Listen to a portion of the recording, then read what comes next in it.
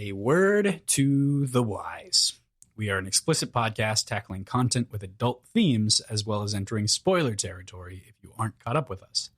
That point this week is through chapter 20 of Brandon Sanderson's The Bands of Mourning, the currently final installment in Era 2 of Mistborn.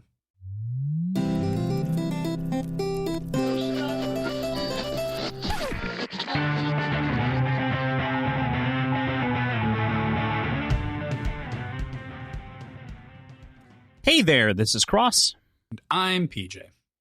And we are Words and Whiskey, a podcast for veteran and novice readers alike. We tackle fiction novels and love to talk about what we're drinking. You should think of us as your intoxicating weekly book club. I didn't know how to introduce the book this time, because that's only true for like another week and a half or so, right? Yeah, you've actually dated the podcast officially. Like, we were timeless before this moment, and you, right there, dated us in 2022. It's your fault. PJ, we worked so hard. Today is November 6th, 2022. It is 9:10 a.m. Central Time, and you guys are hearing this at a different time, probably. Yes. This is a special brunch episode because PJ and I have to record it this way this week, and we actually have to do a ton of recordings over the course of this next week to prepare for Dragonsteel. So before we talk about the episode and what we're going to be talking about specifically, just want to mention, if any of you guys are going to Dragonsteel, we are going to be there and speaking. So either you can come listen to our live recording of the wrap-up episode if you'd like. That's on Tuesday, November 15th at 11 in the Yolen room. So we'll be chatting there about all things relating to Bands of Mourning for a little bit over an hour.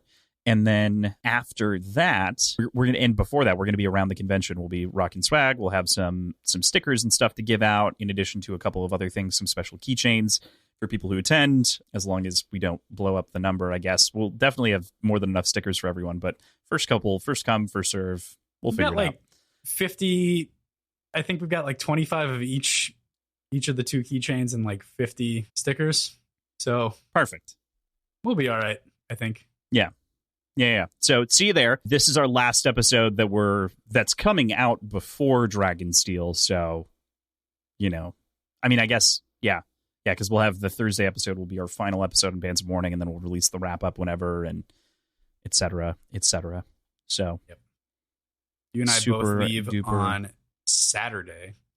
Mm-hmm. So that weekend we'll be trying to find stuff to do. So if anybody has insight on things to do in Salt Lake City on the weekend, let us know.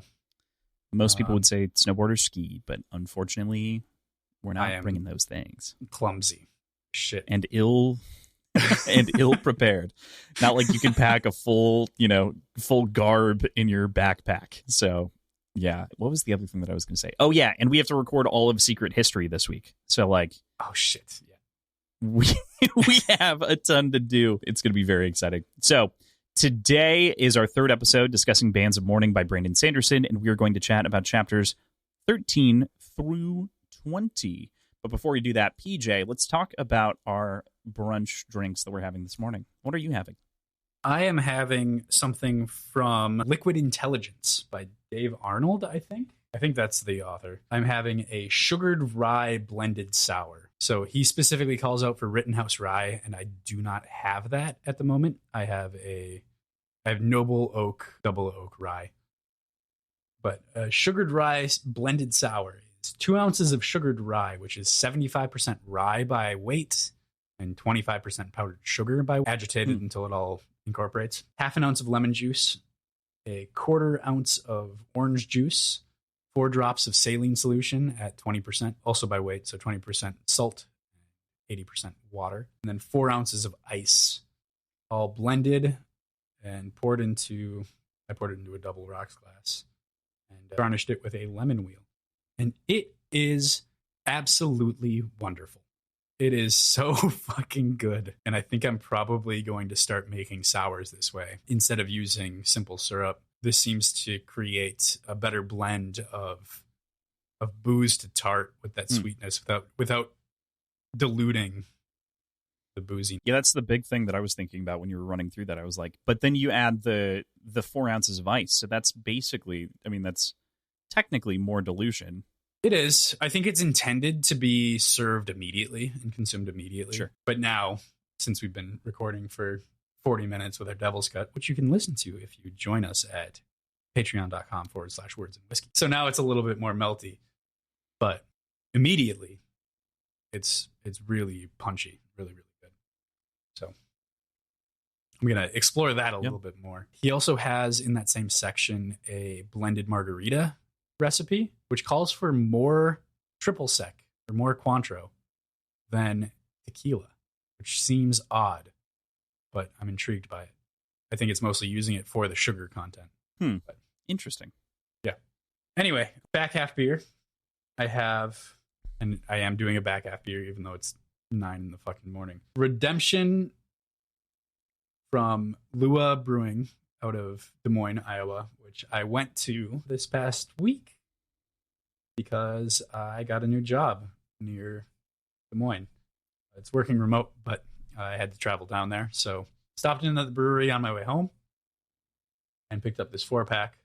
It is a collaboration with Field Day Brewing. I don't know anything from them, but Redemption is a double dry hop, double hazy IPA with Riwaka, Muteka, Simcoe, and Mosaic Cryo hops. But very clearly a Red Dead Redemption. Yeah, definitely a play on Red Dead Redemption. Totally leaning into it. Love that look. Yep. So, really happy with it. Good stuff. Cool. What about you, Crossland? I am having what I'm calling morning time madness, and I'm only calling it that because I actually messed it up once and then had to remake it in our like half-hour window because I'm taking care of the dogs over at my parents' place, so like I had to run back and forth to, get here on time, and I was like, okay, I know exactly what I'm going to make. And then in the middle of brewing my pour-over coffee, I decided, what if I also filtered the vodka through that I'm going to put in this? And so I had hot water and cold vodka going through, and wow, did that shock the beans in the worst kind of way. It ruined the expression of the coffee and just totally washed it all out and tasted disgusting. Bad idea. Don't do it. Do not recommend. 0 out of 10. All right. So don't do that. So Morning Time Madness was me real quickly having to brew another pour over coffee, which takes like 5 minutes. So basically what I did, 16 ounces of pour over coffee, 2.5 ounces of grind, the coffee espresso liqueur that I also had a shot of in the Devil's Cut, and then an ounce of vodka just to give it a little bit of bite. What's really great about this is that basically it's leaning into the sweet profile. I'm using very traditionally citrusy beans with like some blueberry notes almost. So like you get It sounds crazy. Like this, you're like, oh, it's like any coffee drink that you might get at a brunch place. But it's like using good beans to do something like this is A, dumb, B, expensive, C, delicious. Like this is really tasty. Good. Beans are from Wilder Roasters out of Boise, sent to me from Bree, our friend PB Doodles. So, oh, nice. As a gift for helping her set up the show. Her show. That's awesome. Mm-hmm. So, yeah, very good, very tasty. Thank you to Bree and Wilder for your incredible stuff. But yeah, really good single origin blueberry coffee. Highly recommend you guys check them out if you haven't already. Wonderful. Anything back half? Nope. Water. All right. It's 16 ounces. Like it's a substantial amount of coffee, and it's 3.5 ounces of booze. So I was like, nah, not for this morning. So. Maybe that's a good idea. Yeah. I have to go do things after this. I have to, I've activities that I must attend to when we're done. Shout out, by the way, to Adam, our good friend, another Castle on Twitch, doing the charity stream this weekend. We were a part of it yesterday. And are you joining anything today? I'm not sure. Oh, Halo. At the end of the day? I'm not doing Halo. No, okay. Unfortunately. Yeah. I'm going to try. You should. I don't know if I own it on Steam, actually. Well, you can fix that with money, with dollars. I can fix that with dollars. Yeah. Good point. Yeah, no, we did last night. I don't know if you watched that segment. I was. Yeah, I was there. Yeah, oh man. I was I was just the smallest bit, and I'm going to besmirch Adam's good name now. There were 2 errors on the World of Warcraft question, and the fact that I didn't get a point for the big error, Yeah. I'll fight to the end of the earth. Yeah, it's all good though. No, that was a lot of fun. That was fun to watch. It was great. I had a great time. I definitely want to do it again. I have the Actually board game, so I'm very excited to do this with other people in addition. So all you have to do is come visit. Maybe. Yeah, I'd like to come visit. Maybe soon. Now that I've got this remote job, I can kind of swing things a little bit easier. Mm-hmm. So. What are you going to say? Is that something that can be easily converted into something online? Maybe. Don't know. We'll think about that later. But yeah, I would definitely be interested. It'll be fun. Cool. All right. Well, with that, before we talk about the books and go into our breakdown and talk about the chapters this week, what do you think of this reading overall this week, this quarter of the book that we read? I, especially towards the back half of it, fell in love with this. Mm-hmm. This was one of my favorite sections of the last couple books, I think.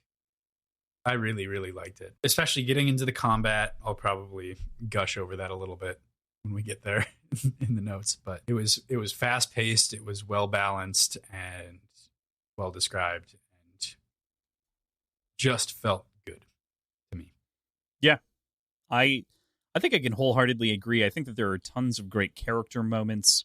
There's a lot of like really fun unpacking of what the history of Era 1 means to Era 2 and like the involvement therein. We've kind of had it like, I think in previous books, it's been more of an Easter egg kind of a thing, or almost played for jokes in different times and moments, or like kind of point, nod, go like, haha, like in a Marvel movie where you see something that you might recognize that no one else knows because they haven't read the comics, or, there's something small like that. It always felt like it was nods, but now it feels like we're actually talking about the implications of the past in a big way. Right. In this book. Yeah, exactly. So, yeah, it's a ton of fun. And then on top of that, you have all kinds of mysteries right at the end of this section. So, yeah.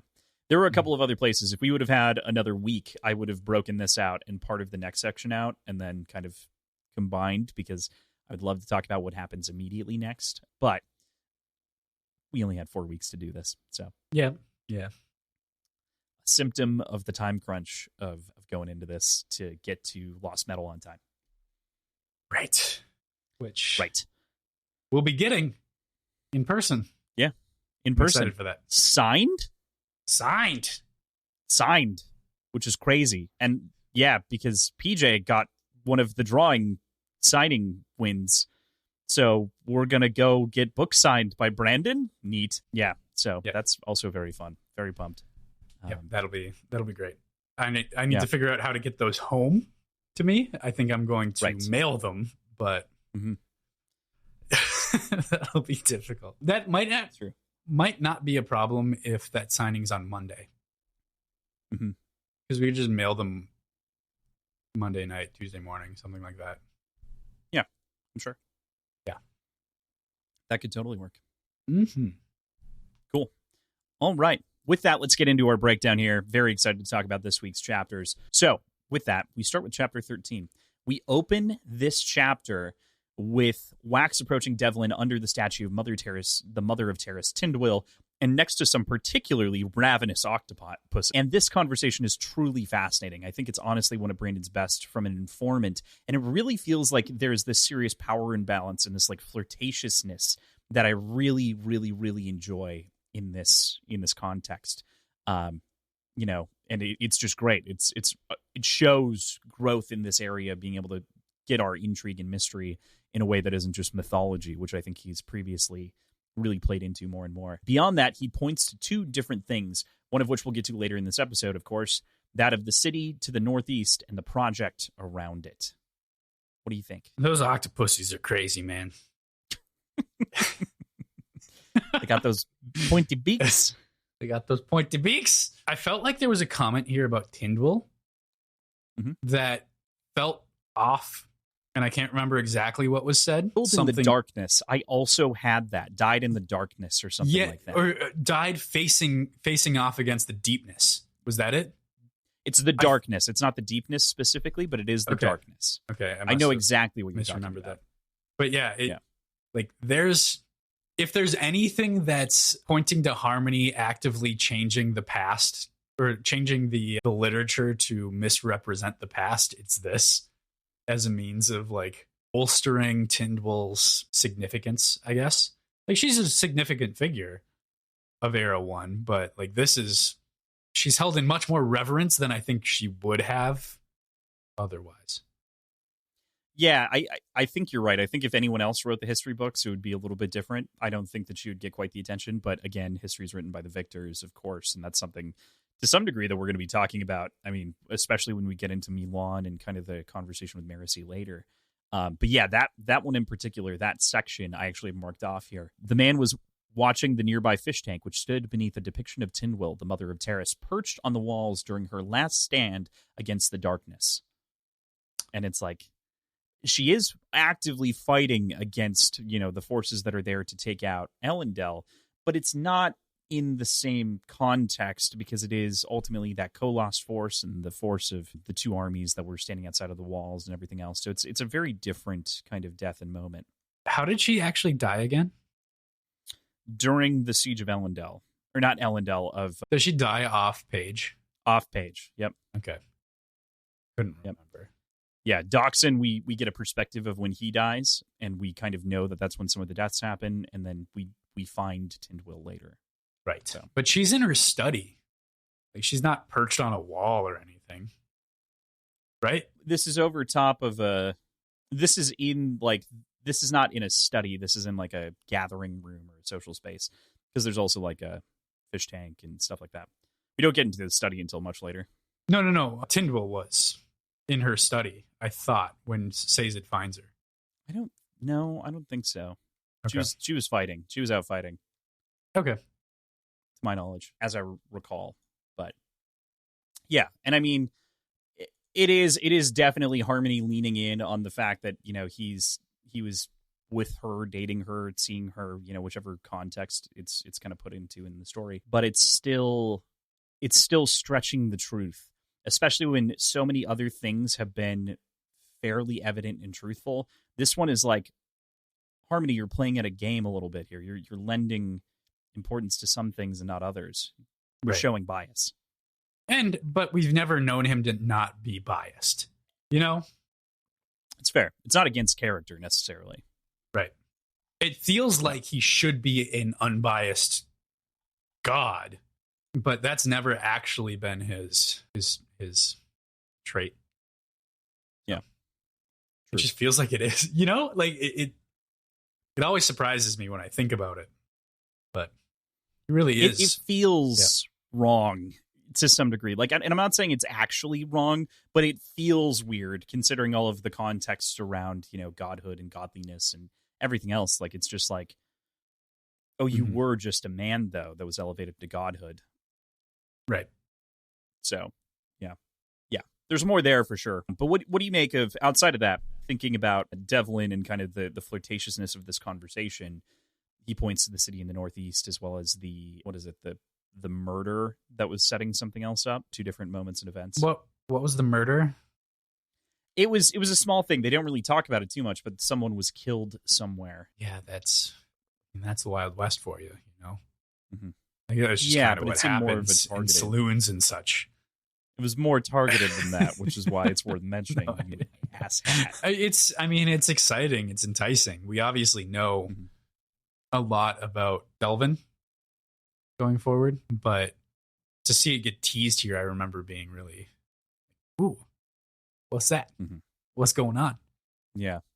This is funnily enough, this is almost the most mysterious and flirtatious that anything we've read of Brandon's has been thus far, in an almost direct context, because it's about clues and secrecy, and so there is this like degree of unearthing it. Yeah. And flirtatious, of course, being used a little bit lightly, but it does have that air of mystery that often his male and female characters just don't quite hit all the time, or like he doesn't seek to hit that necessarily. So I don't know. Yeah. It reminds me a little bit of Apollonius and Darrow. That's all I'll say. There's a lot of there are a lot of reminders of Red Rising in this section. Specifically, yeah. I think more and more this section really grows in a big way. But yes, I do agree with you. I mean, even some of the names. Yeah, there actually, I did want to talk about this, but I didn't put it in the notes. Kelesina is an interesting name because it is Kelsier, but it is a female version of Kelsier, very clearly. As I started to think about it, it's like Christina. Christopher is a derivation of Christ and some other names down the line, and like there are many steps to get there. So it's not foolproof and it's split between regions anyway. But in the same kind of way, Kelesina is very clearly like the downstream effect of like, what if you take Kelsier's name, make it female, and like add the pre-suffixes to the name. Yeah. Move it around a little bit internally, but yeah, but very you knew what I was talking about when I said similar to Red Rising. I know name. exactly what you're talking about. Yeah. I just don't want to spoil anyone. Right. No. Yep. Which is why I pointed just to those characters, and like I think that's enough of a point if you know. Yep. Without if you know, you know. Right. There are characters with names within the Red Rising universe. True. Okay, moving on here. He also brings up something we started the conversation around a little bit in the last book and really heavily in the last week. The real group to be afraid of here isn't necessarily the set, but those building and perpetuating this oligarchical society. And man, it's hard now to agree with this politically savvy scoundrel that we're talking to in Devlin here. And kind of, I mean, not the set at large. You don't agree with the set necessarily because they're trying to overthrow things in the wrong direction. But you can see where the people are right to be mad, and the potential for civil war has come to a boil. Yeah, I hadn't quite considered civil war yet based on what we'd been exposed to, you know? But looking back on it, yeah, there's obviously a lot of unrest in the outer cities and even in Arendelle. I mean, with the workers, like. True. I mean, that's true too, but the workers versus that, I feel like has less of an actual risk of civil war. You know? Like civil war to me is you're grander right. It's still due to those same pressures though. It's due to the same governmental structure. So like the issues have the same root. Yep, exactly. But yeah, all of it seems pretty in line with some of the stuff we talked about last week. Just kind of political machinations and large pieces being moved around. Yeah, in big ways. Yep. Yeah, it's excellent. It's really well done, really well crafted inside of this to give us that full perspective. And it does. Again, I think one of the great things about this series is that each book gets better, but it also informs the other books so well, and it really lends like this strong through line of like, oh, I wasn't quite paying attention to that. Oh, I wasn't quite looking at that close enough and scrutinizing that small detail. There's a good amount of that, I think. Yeah. So we then finally meet the purveyor of this fine party, the fierce Lady Kelesina Shores. After a flirtatious exchange again, Brandon was clearly on one when he was writing this. She goes pale when Wax shows her the coin. Why do you think she's freaking out about this coin? I mean, we kind of get an answer to this at the end, right? Not even at the end, like later this chapter or next chapter. Just that it is an artifact of Delvin and their explorations of. Is it north? I think it's north. Devlin and northeast. Yeah. So we get the answer that like him knowing about the coin is perceived as proof that he knows about all of the goings on up there. I do feel like there's more to it though. Like I can't recall exactly what I initially thought of this without knowledge going forward, because it's a pretty quick turnaround between learning about this and having that conversation with Edwarn, right? Mm-hmm. The biggest throw I think here from this section is to think about Hoyd's relationship to giving the coin in the first place, right? Like, why did Hoyd? Where's that connection? Where's that outlay? I mean, at this point, he feels like almost an agent of chaos. Yeah. But in our perspective, acting as an agent of good, Mm-hmm. Like, it's throwing wrenches in plans, and that's all it's doing. But from our perspective, it's only benefiting our heroes. So it's hard to know whether or not he's on our side or against the set or against whatever's going on, or if he's just trying to sow chaos. Yeah, fair point. Okay. So we, of course, have this like freak out. Kelesina leaves, and as you mentioned earlier, she goes off and ends up confronting Suit, which we'll talk about, I think, in the next chapter or the chapter following, because there's some blurred lines here that happens between now and 16. But Wax returns to Steris to explain his precarious position, and after a brief conversation about the best way to get out of the room and get out of this party potentially, Steris gives herself some Epicac and proceeds to vomit all over the table to get them out of the situation. Atta babe.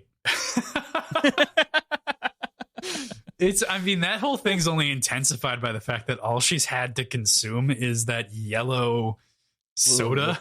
Yeah. So it's just this bile looking. And some wine, but that's was not there better. Wine too? Okay. Yeah. I forgot about the wine part. I mean, still. I don't know if you've ever vomited wine, but I have vomited wine. Mm-hmm. It is purple. And that is gross. It's really gross. Yeah. But yeah, well prepared. Well done. Mm-hmm. Steris is I don't know. She's a wild card, but in the most weirdly prepared way, Yeah. Well, it's interesting because it was preparation for being poisoned, right? And it's like, oh yeah, well naturally, like that's totally what you use Epicac for to begin with, is more often than not clearing out some kind of chemical there or something in your stomach that's disagreeing, whatever. If you're a dog, it's hydrogen peroxide. So I'm glad she had people stuff instead of dog stuff. Or Chondra stuff. That just makes you go floopy. Or dogs. Do you think they maintain different internal organs? Like, do they maintain chondra organs when they're different? Oh, we kind of get some of that later. So I think that we can definitely talk about that later. But yeah, I think that they maintain some chondra organs that are outside of the necessary apparatuses for imitation. Mm-hmm. Okay. Yeah. Cool. We move back to our amateur grave robbers, and Marasi confronts a statue of the Ascendant Warrior, and it's just this sort of pure moment of dramatic irony that really highlights the myth that's in the back of the story, right? Because Marasi literally asks questions like, did she ever question herself? Yeah, she questioned herself a lot. She had a lot of insecurities. Matter of fact, Vin is riddled with anxiety about different things and moments, and yet there's this portrayal in front of her that is just this truly gargantuan thing to live up to. But she had just as many, if not more, faults than Marasi did. And, it's so interesting to see the way that myth is really talked about. And I'm really shocked that Harmony didn't make sure to humanize her in any way in the texts, to really kind of give this sense of like just being a normal person, because that feels like, being exceptional, of course, but really having the same problems as a normal person, to try to downplay that. And it gets back to this whole question that we're interrogating this week a little bit, which is these myths are actually kind of dangerous and haven't been good, holistically perfectly good, and have caused some of the problems that we're facing today.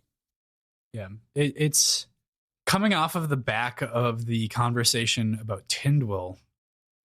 I feel like I'm going to cross against myself a little bit here, but I wonder how much of this is actually due to Sazed's influence and the text that he left versus what's picked and chosen and what's perpetuated by the people. It feels almost like all of the different sects of Christianity kind of focusing on different things and letting other things fall to the wayside, despite what the actual original text says. So I'm curious. I'd like to read the text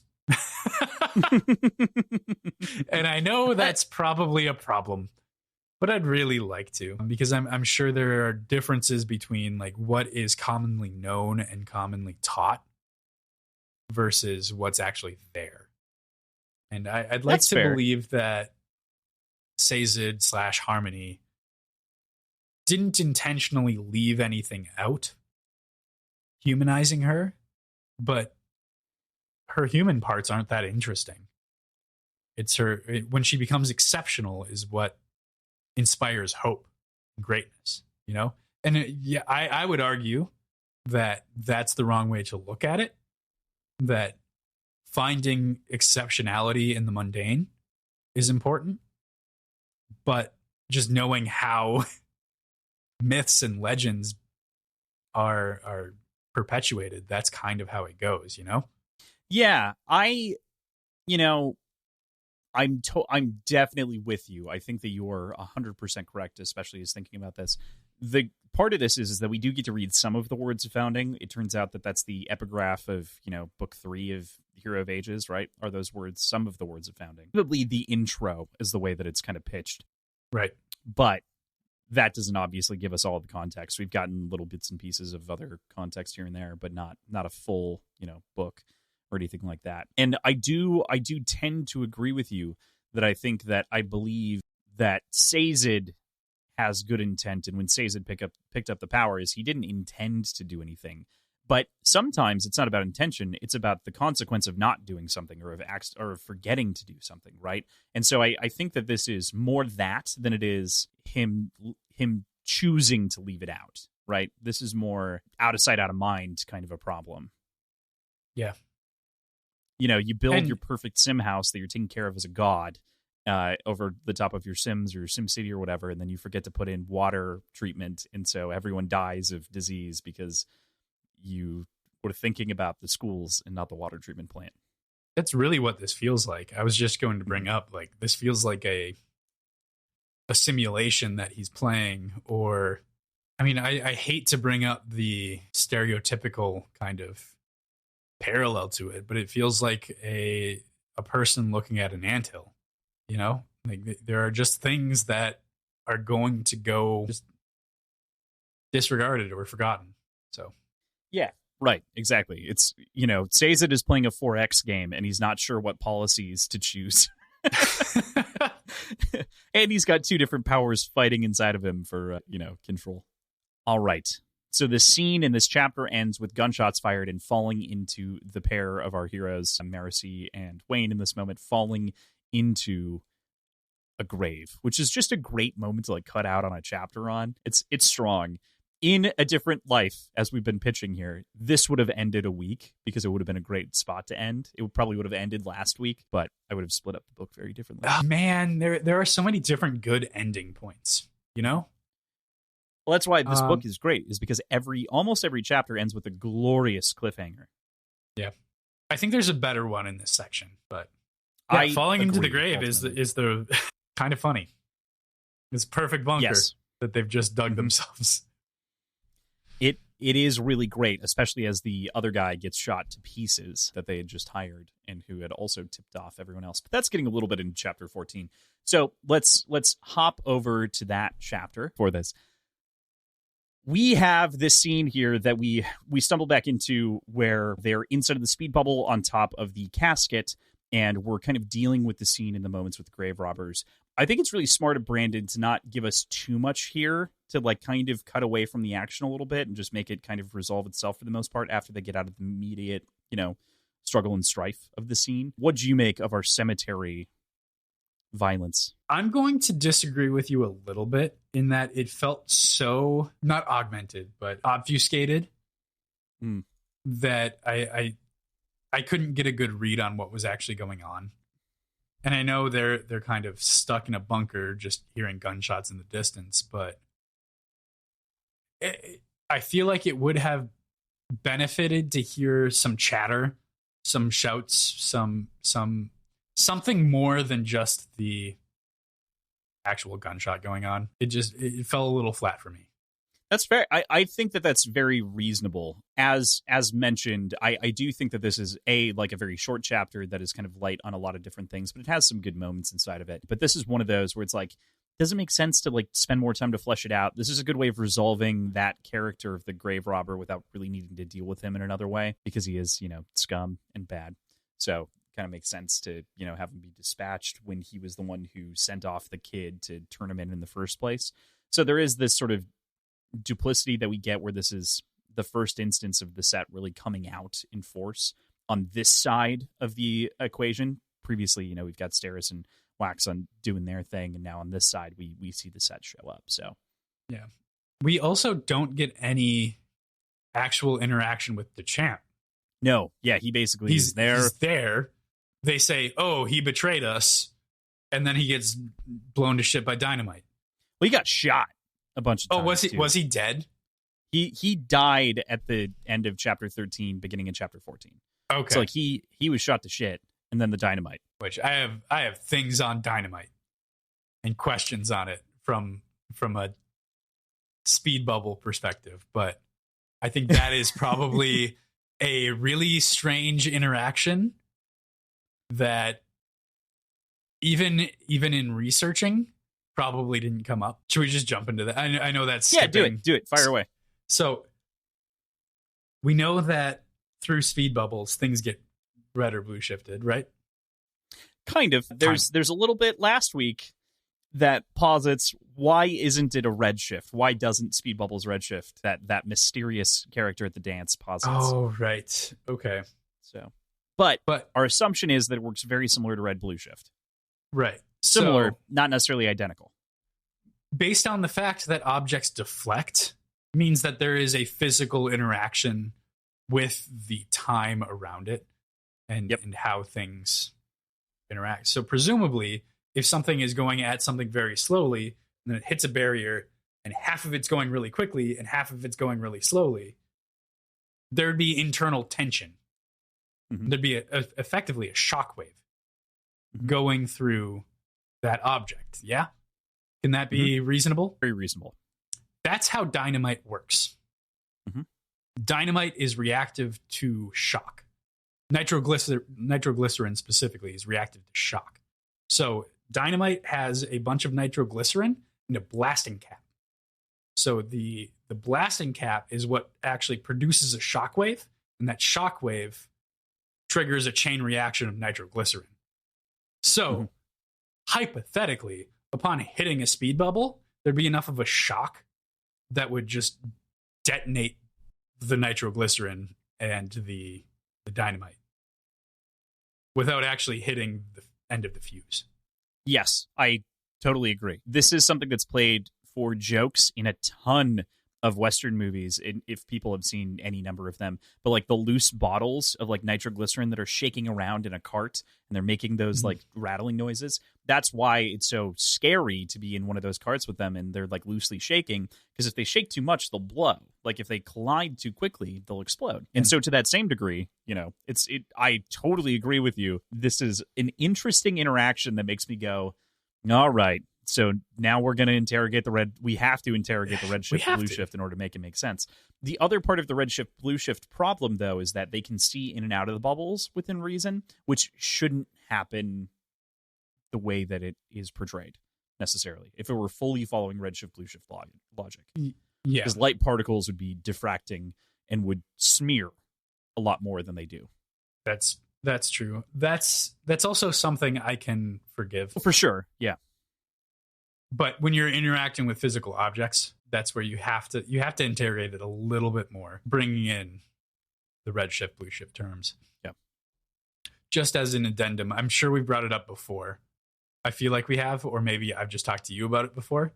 But that is why exploring abandoned mines is really dangerous, because over time, nitroglycerin inside of dynamite crystallizes and becomes very, very reactive to shock. So just picking up a really, really old, like 100-year-old stick of dynamite could be enough to detonate it. It doesn't get less explosive. It just gets more unstable. Unstable. Yeah, exactly. reactive. Yeah. Reactive is better. You're right. That's great. I'm totally putting that in as a story moment. I've cataloged that in the back of my head. I'm now thinking about a mine in my story, and there will be some old dynamite in there. We're done. It's good. Perfect. It's great. Sounds good. Yeah. Yeah. Sweet. In the thank you in the back, there will be a little spot for PJ. Thank you for the dynamite fact. Yep. All right. Sweet. So we kind of talked about the top and the bottom of this then in that way. So we have to get to the middle, right, which is with Steris and Wax. And really, I love this moment that happens in their exchange. There's not a whole lot that actually happens in the scene, but it just goes to show again Steris' level of preparedness, and there's a moment of modesty where she's got this gun strapped to her leg and like 2 pairs of pant shorts over top of this big dress that would have been covering the whole thing, as well as 7 rolls of tape keeping it on. According to Wax's perspective, I think, is he's like, it seems hyperbolic, and we can talk about that for sure. Yeah. But like, this is such a great comedic moment, a great personal moment for the two of them, and it really binds us in this moment, in this scene, again, reaffirming that relationship that they have. Yeah. This tape, that was a funny joke. I didn't even think about it. There you go. So 7 rolls of tape, huh? We talked about this off air. You and I did. We did. Yeah. We had a phone call and we talked about this a little bit. It's either hyperbolic, it's 7 wraps, like 7 wrapped around 7 times. They're smaller rolls of tape than what we're used to. I don't know. Or it's like weaker. The tape itself is weaker and there's like 7 just really thin, like medical tape or like medical wrap, you know? I wasn't even going to say that. Something even flimsier than that, like really brittle Scotch tape that would need a ton in order to hold something on. But there's a whole lot of Steris's inner workings that comes through here, like the 2 different pairs of shorts, not to conceal the gun, to conceal herself from Wax, given this situation coming to be. Like, just, it's 2 pairs of shorts for modesty in an emergency situation, which is, I mean, it's fair. It is what it is, but it's kind of funny. And I have no issue with it or anything like that. But it's, I'm with you. It is kind of ridiculous. It is very funny. But it plays into this character that it was in the last book and in the first book even, it was this sort of thing where it was like she's very on the nose on these different notes. And now it's to the point that we can go like, this is who she is, and she just works and operates this way, and that's awesome. But you have to understand that that's how she operates, and that's also what Wax is coming around to, is kind of understanding that in a more full way as he actually tries to approach this as a relationship. Yeah, for sure. But it characterizes her excellently. It does. It fits perfectly. Where do you stand at the moment on the amount of tape applied here? I'm just going to try to read your temperature on this one. Do you think it's hyperbole? Do you think it's a different type of tape? Do you think it's I lean into hyperbole. I think that, so I leaned into hyperbole, but I still believe that she did wrap a lot of tape. And so I want to say that either the rolls are small that Wax is imagining and that is in this world, right? I think that's my most logical train of thought. It's hyperbole and the rolls are small and short. It's not like they're buying industrial packing tape, 12 rolls at a time from duct tape, you know, like there's no way that they're doing that. So, right. Yeah. I think it's something that's just, there's so much that applies to the term tape that it's hard to really get a read on it. But I think I'm with you on the hyperbole. It's pretty funny though. It is funny. I do enjoy it. It's great. Yeah. I also like imagining her trying to walk around with the shotgun strapped to her leg, like she mentions. Well, I think that's why she doesn't dance, right? Like if you look at the other scene, that's why she like kind of says no to dancing, is because she's strapped, right? Yeah. Yeah. Or taped. Taped, something like that. She's taped. She's taped. She's taped up. Cool. All right. I think that's pretty much everything in this chapter that I want to talk about. Is there anything else to you in this chapter kind of floofy missing? No, I think that's pretty much everything that happens in this chapter. Probably didn't need to be its own chapter. I agree. This is I don't think it should be cut at all. But I think 14 and 15 could reasonably be combined reasonably, but Yeah. I understand. All right. So we move into chapter 15, and we cut to Templeton Fig. And this is a very interesting perspective that we kind of move to. He praises Trell. We have DeChamp's body. Marsh shows up in the window and calls him, and it's this really kind of like horror movie moment where he's kind of walking through and calls him his. And this is just such a fun moment that turns on its head when we switch out of his position and into the other one. After the body's dropped in the room as well, DeChamp's body, of course. And this entirely being a ruse on Wayne's part is so funny. It's so perfect. Yeah, it's also unexpected because, and I'm pulling this straight from the audiobook being Michael Kramer's performance, which is amazing and well done as always.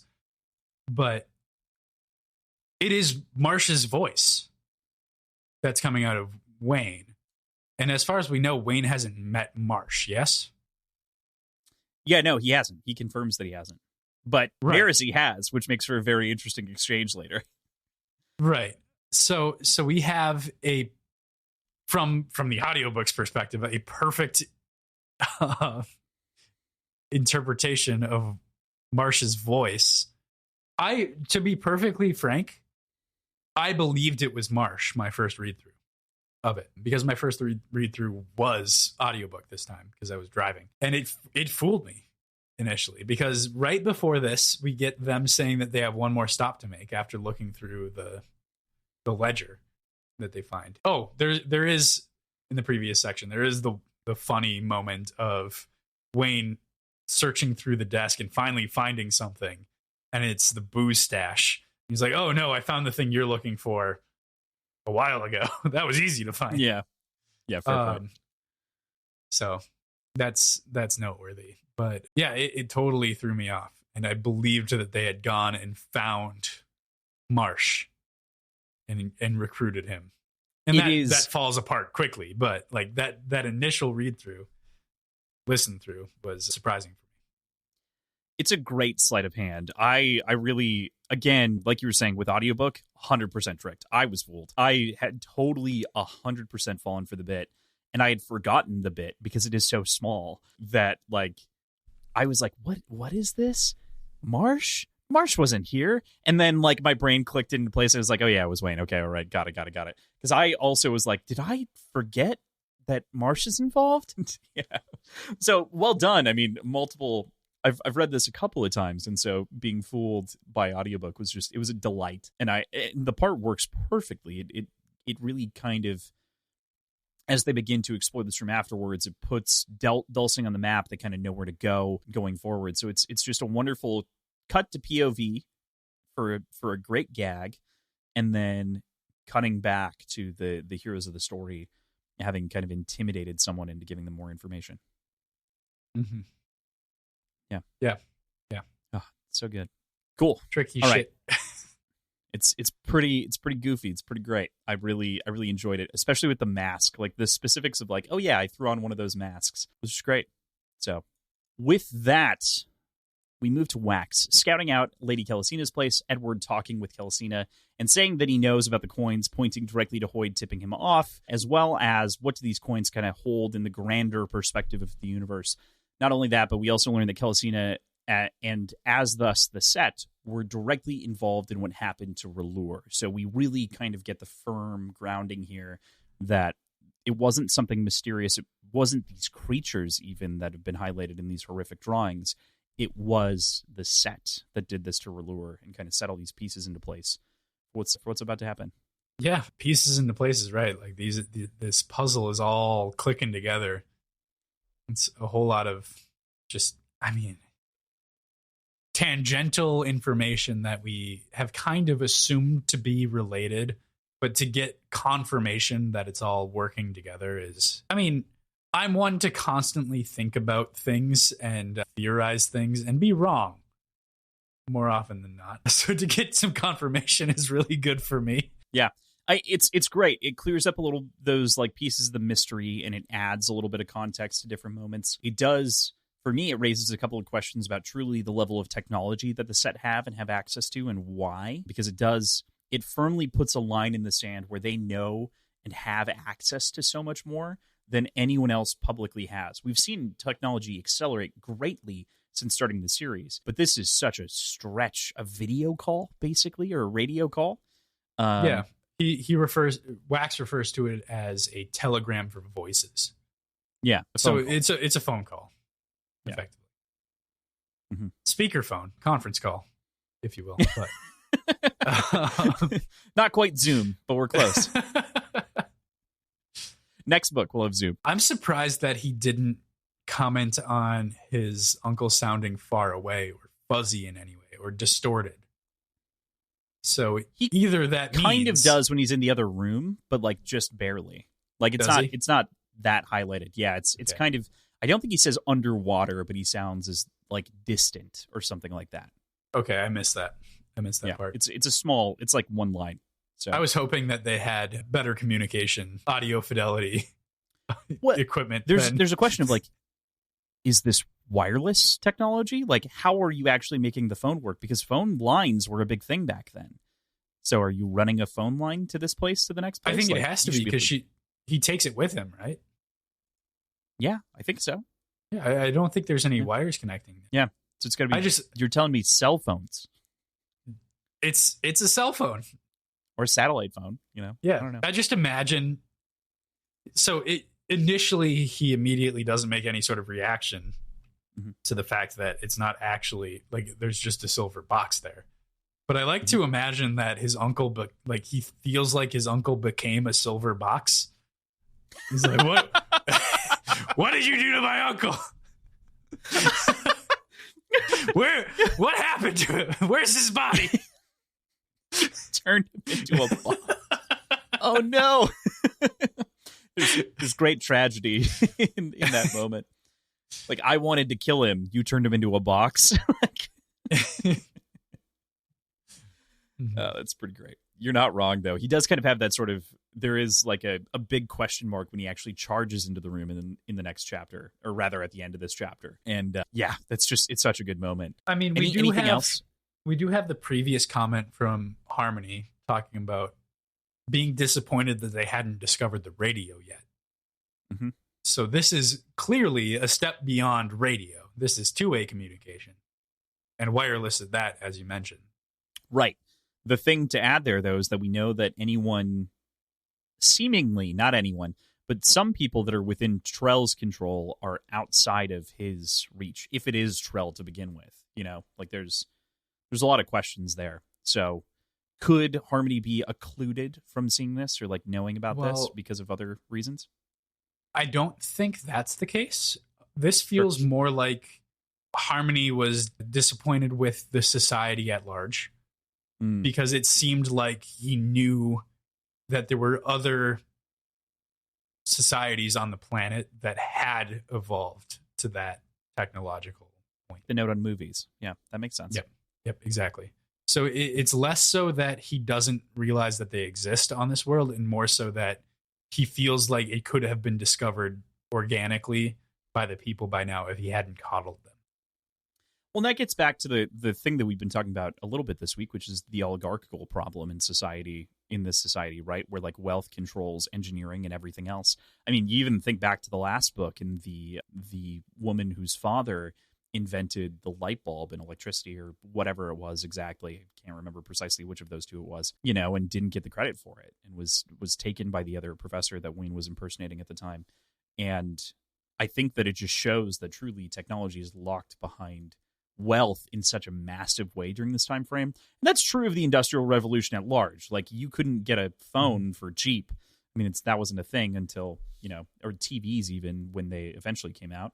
You couldn't get those until much, much, much later for reasonable prices. So, for consumer grade prices. Yeah. Cool. Anything else on this chapter? I think that covers most of what happens this chapter, right? Because we don't actually get into the conversation. Too. Like, this is the end of the chapter. Yeah. This is like Wax steps into the room. We realize that it's the box. We know that Killicina's in the room. Actually, I guess we don't technically know that it's the box. We get that at the beginning of 16. It all bleeds together, though. This chapter bleeds in, and I can see why you would split this here because it's Wax stepping into the room. But 16 has like the denouement of the part too, so it's also responsible for setting up the final part of the book. Right. So we go into chapter 16. We have a quick conversation when the situation changes. Edwarn, through the little box, signals the brutish maid to kill Kelesina, preventing the information from leaking about the attempted murder of Relure and the conspiracy of the set at large. This is such a crazy moment because there is this kind of confrontation that happens between Kelesina and Wax, and then it all goes south so quickly in a way that you didn't expect. Like, you think the maid would have gone for Wax, but actually the setup is to frame him immediately. Yeah, it makes me wonder how many people are actually in on it, you know? Mm-hmm. Like, it's all production. It's all play. So, like, are all the people that this maid is screaming to also in on it and know that this is something that'll happen? But hey, it happened. So now we can report to any authorities. Yeah, the maid went screaming that Wax did it. And I don't know. It's well played, it's well choreographed and coordinated, and really puts Wax in a peculiar situation. It does. Precarious. It's great though. I really love the way that it flavors the organization as such, where they want to defame Wax, and defaming Wax is more important than his death. In some ways, would make him a martyr of a lawman, and this instead paints it as it's necessary to put this man down several pegs before killing him. And I'm curious if it's even that. Is it almost pressure of join or die? Could be a way. Like, could it be a pressure point for trying to flip him? Yeah. I mean, absolutely. I think there's that as well. Because Edwarn has made it very clear that he doesn't necessarily want to kill Wax, even though he thinks that it should be done in different moments. But, that's how it goes. So, yeah, after a brief cat and mouse game that happens inside the room, Milan dispatches the terrace woman who murdered Kelesina and makes her way over to Wax. But the dispatching is so fucking metal, man. Pulling off her arm, like ripping off the arm out of the socket to reveal a blade, is very, very cool, very epic, a little bit edgelordy, but I kind of like it. Mall ninja shit. It's definitely some mall ninja shit. Have you watched Sleeping City 2 yet? No. Oh my god. Literally, one of the PCs has a new character in season 2, and it is a mall emo, and it is so good. Must watch. Must watch. Okay, good. It's exactly what you'd expect. Who has that? Huh? Or who has that? Murph has. Yeah, Murph trades out Cugrash. Awesome. So good. So good. So good. Anyway, Wax then shoots the 4 remaining men in the room, and we find a strange gold metal bracelet falling out of Kelesina's pocket, heavily invested with healing capabilities because Wax finds that he can't really push against it that well or that strongly. We then return to Steris. This is kind of a lot of things that happen in this chapter, but they all kind of connect in moments and beats. So we then return to Steris and begin to make our way out of this house party. They launch into the night sky, and we get a term for what this is on the other side of the mist at night, the Ascendance Field, where she could play. She, of course, being Vin. It's just beautiful as described. And de kiss in disguise. Very Aladdin almost to me, like on the carpet. Like that was my first gut instinct, was like, yep. All right, this is Jasmine and Aladdin. Oh, the kisses. Yeah. The kisses.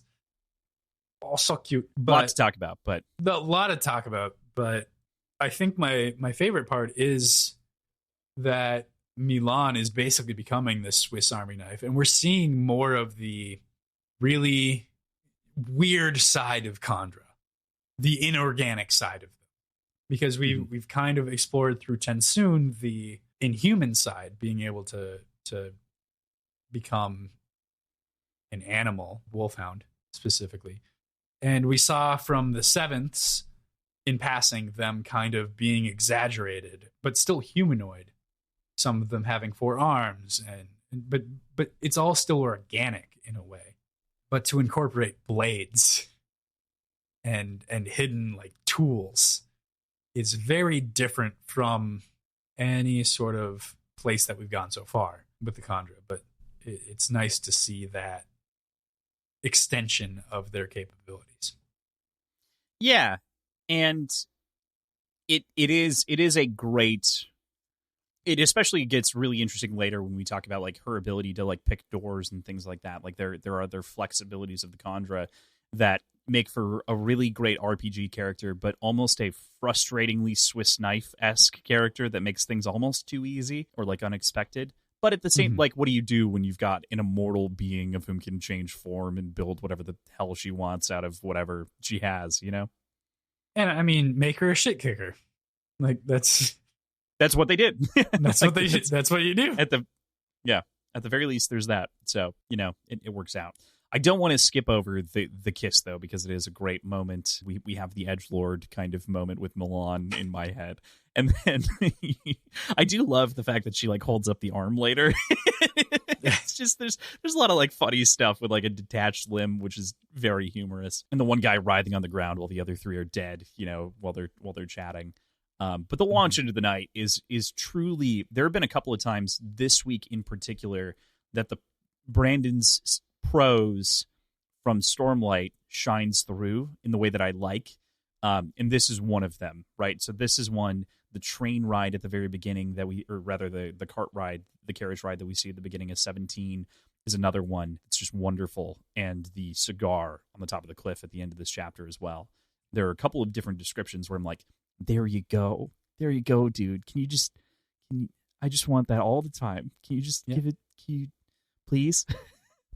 I will take your word on it regarding the Stormlight comparison. But yeah, I agree that it's an elevation to the prose that he's exhibited before. Yeah.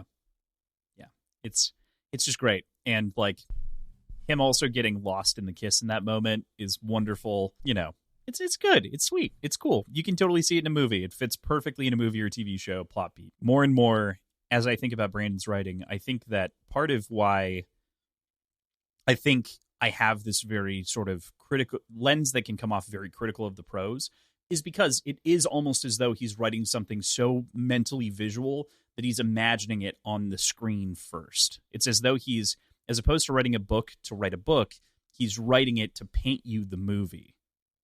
Yeah. I if think that so. makes sense. Yeah. So, yeah. We move to Wayne, and he's reading a fucking book.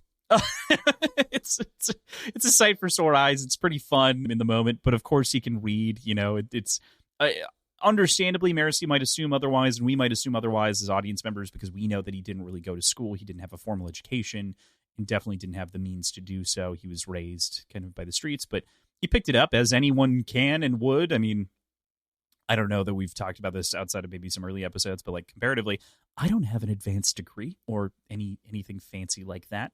So I can agree with Wayne. You can be self-taught. There's nothing wrong with that, especially in other subject matters. But it's so great that he takes this moment and just becomes real and grounded for a second. Because, again, we've had these like very comedic beats punctuating things. And I like this bit where it's like, yeah, of course I read. I really like this book. It's got a great story. You should read it. But that aside, the group here begins to underpath. I want to kind of dig into that a little bit because for whatever reason, I assumed I assumed and almost thought it was contextual that Wayne was illiterate. And I like, obviously this is evidence to the contrary. And I'm sure that there's something that exists in previous books that says that as well. But for whatever reason, I had it in my head that he couldn't actually read. So I'm pretty sure that it is. I mean, I'm pretty sure that he does read some things, like he can read, and he definitely he picks up a paper and read one of the newspapers at one point, so he can definitely read, but he's not well read, if that makes sense, or he doesn't appear to be well read. So, but I think that he does play with his perception and people's perception of him often, and so I think he did toy around with that, and I think Marcy even stretches and makes the assumption that he cannot read. But we do get some counter context. Okay. That might be if that what makes I'm thinking sense. of then. Yeah. It's not textual that he can't read, but it is textual enough that like he's playing around with his intelligence actively with people. so that they might assume less of him in those moments. Right. Okay. So, yeah. The group of them, though, begins to unwind this path and the trajectory that they've been set on by Suit and how they could all be used to start this civil war. It's a really, really big kind of oof factor here, you know? Yeah. That's a way to put it. Big I mean, oof. it's all crushing to see or to realize that you're seen that way. I don't know. Yeah. I think it gets even more specific later on, but Wayne, fucking shit. Wax is particularly kind of beaten down by that a little bit at the end of this chapter. Yeah, and that's kind of where we end this section, right, in this chapter, in this part, is that he has been kind of, I mean, brutalized in a couple of different ways. So we end with Wax on a cliff in the darkness with a cigar. And, you know, we know, given the sort of structure of this town, it's all built into cliffs. So it's not like he went out on his own. He probably just went outside and sat down on the cliff. But he lights up a cigar. It's one of his favorites that he can't believe that he still has. He's got a lot on his mind and speaks with Milan in this moment after she approaches him. And, you know, she's right. He has been set up, but it isn't his fault. He didn't have a choice in the matter, and he's been maneuvered around once again. And I think that this is what can be both something to really appreciate about the writing of the story, and then something that is a little bit.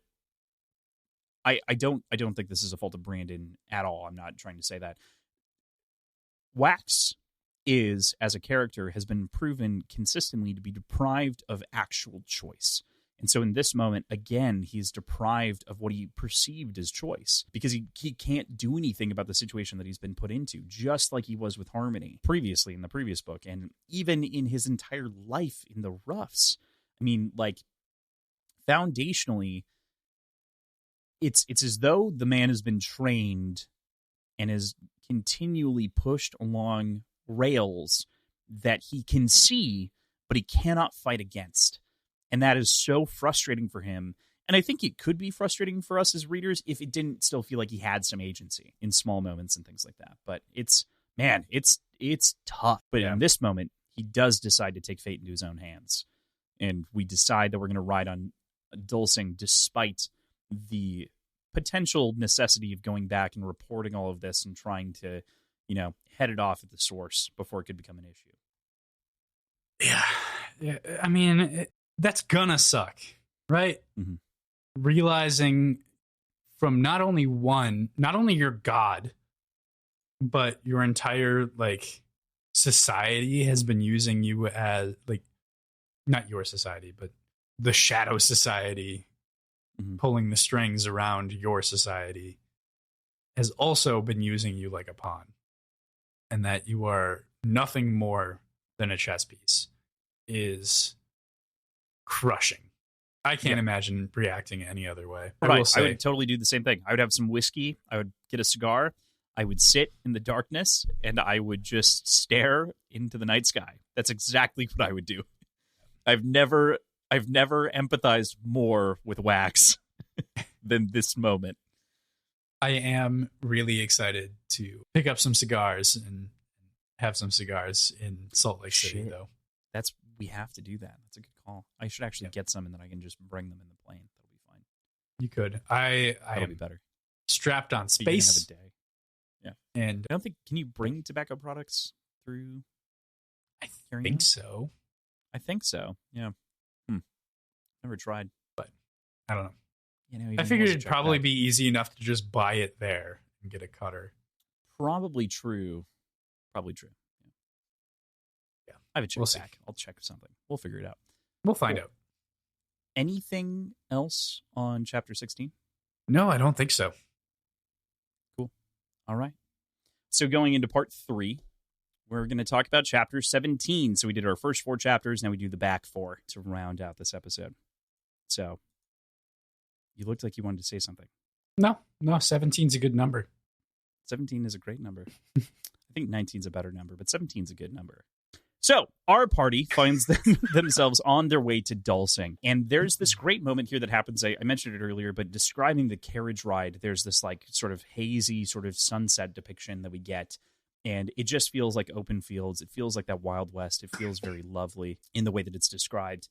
We also get some internal monologue from Marcy, of whom is our POV to start this chapter, about not being jealous of Steris, but working through a lot of her emotions relating to Wax again and still. And yeah, I think it's a really strong moment that happens from Marcy's perspective. And then we do get this interesting conversation about Wax's origins here, with Steris kind of on his shoulder, sleeping, on him again, that I think is really great because it plays into this idea of the myth of a character or a person versus the reality of what they did and what they felt. And it feeds into that whole thing that we've been talking about this week. Yeah, it's nice to see that sort of bleed through this way on a shorter timeline and less religious timeline. Mm-hmm. Or less religious connotation. Yeah, exactly. Which we've talked about in the past before. So good to see that kind of continue to be a thing as opposed to just, oh, we talked about it, so it's done. Right. But regarding Marcy and her not being jealous of Steris, I don't quite know what to make of it, because we're in Marcy's perspective. Why is she occupying so much of her time convincing? I don't know if it's convincing herself, but talking about how not into Wax she is. Like, is it her convincing herself? Is it just that she's constantly faced with not necessarily discrimination, but external points referring to it? Like, what's going on here, and why is it so perpetual? It feels very consuming for her from her perspective. Interesting. So I can definitely see and understand that. To me, this reads more of it. It's a little bit different in my head. And the way that I think about it is this is flipping the coin a little bit, right? So she's previously talked about not chasing after or yearning for Wax as much, and like that being out of her mind. This is pinpointing jealousy on Steris, right? And so this is really... It's the same thing, though. It revolves around the same central question, which is their relationship, and is she jealous of that relationship? But it is a very different approach, which is like, you can't hate Steris. Like, she's still definitely convincing herself. I'm not down talking that on the side of Marcy, but I do think that we also see that, like, she doesn't have to work that hard on Steris' side of the equation, because she can't be jealous of her sister. Like, her sister, she loves her sister, warts and all. And, like, the warts aren't that bad, but, like, their particularities and their are everything else. And I think that's really what it's pitching, is, like, she can, like, she can be obsessed with and, like, have him in the back of her mind, but not have that be, like, the leading factor of their lives, if that makes sense. Like, there's some line there that exists where she can't be mad at Steris for this. Yeah. She is kind of, at the very least, a little bit upset at her dad, but she's internalized a lot of that down the long stretch. Yeah. It's tough. I don't think there's a clean answer, but... Yeah, that's fair. Okay. I'm not suggesting that she's not jealous still secretly, because she is doing a lot of work to talk herself out of being jealous. That's your head talk, right? That's totally your headcanon with things. And so she's kind of, it's like she's fighting her way out of a corner, and as she uncovers more and more about the myth of Wax as well, it just kind of feeds into that. So yep, I agree. We move to a period of detective work here, where we talk about the letter and the cube and kind of inspecting them and checking them out here. There's a switch to activate the cube and some explanation with this new device as to how it seems to work. It seems to store the powers in the Allomancer as she burns her chromium and creates her own little speed bubble on accident that throws the horses off. It's kind of fascinating, and is in fact an allomantic grenade, basically. We see this in action a lot later, but you did call it. You literally called it an allomantic grenade. I called it an aluminum grenade. Yeah, right. This is more expanded and even cooler than I had initially thought it to be. I assumed there would be similar cubes for different metals. This is much more versatile and truly makes more sense, I think, on a mechanics standpoint. I want to just work this out. I don't think it's an aluminum. I don't think it was ever an aluminum grenade. I think it was a chromium grenade when it was used, because chromium pulls from other people, aluminum pulls from yourself, based on the definitions. So it was chromium, regardless, same effect. Regardless, what I called it was aluminum. Yeah, because right. But it should have been chromium to explain. What we've had direct interactions with is aluminum depleting metals. Mm-hmm. Yeah, definitely. We haven't had it in context, chromium depleting metals yet. Have we? Yeah, no. We've had it mentioned that they're the ones that are capable of doing it, but I think that this is actually the use, because I think this potentially points to Irish, whatever it is. I think it's Iric. It points to him being a leecher because he would have charged the grenade beforehand and then thrown it, Yeah. That was my core point here, is now that we know that it's a grenade, we can kind of backward work out that situation. So right. You may have called it aluminum because that was our assumption, but I think we can point to chromium being more likely. Yes. Yeah. Yes. Cool. But what'd you think about it on the whole? I mean, it's technology. More that there's even more intricate augmentations to magic systems at play, and I think it makes more of a case for an external, additional magic system, as opposed to strictly technology enhanced allomancy. Mm-hmm. If that makes sense. Like Totally. I think it is technology enhanced allomancy, but I think that, much like hemalurgy, is in and of itself another magic system. So you think that it is a separate metallic art? Yes. So, okay. All right. And it relies upon allomancy, obviously. I'd be curious.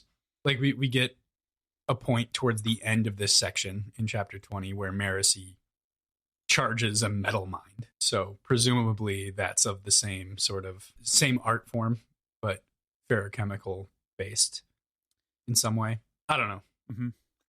I don't know what to make of that yet. It's interesting because I question whether or not it's separated from allomancy entirely, like you're suggesting, like it's a separate art, or ferrochemy or hemalurgy. It does feel like it's more like an application of the metallic arts on the whole, because it kind of absorbs whatever's thrown into it. And I think that's because I think it's tied to identity and the lack of identity with something.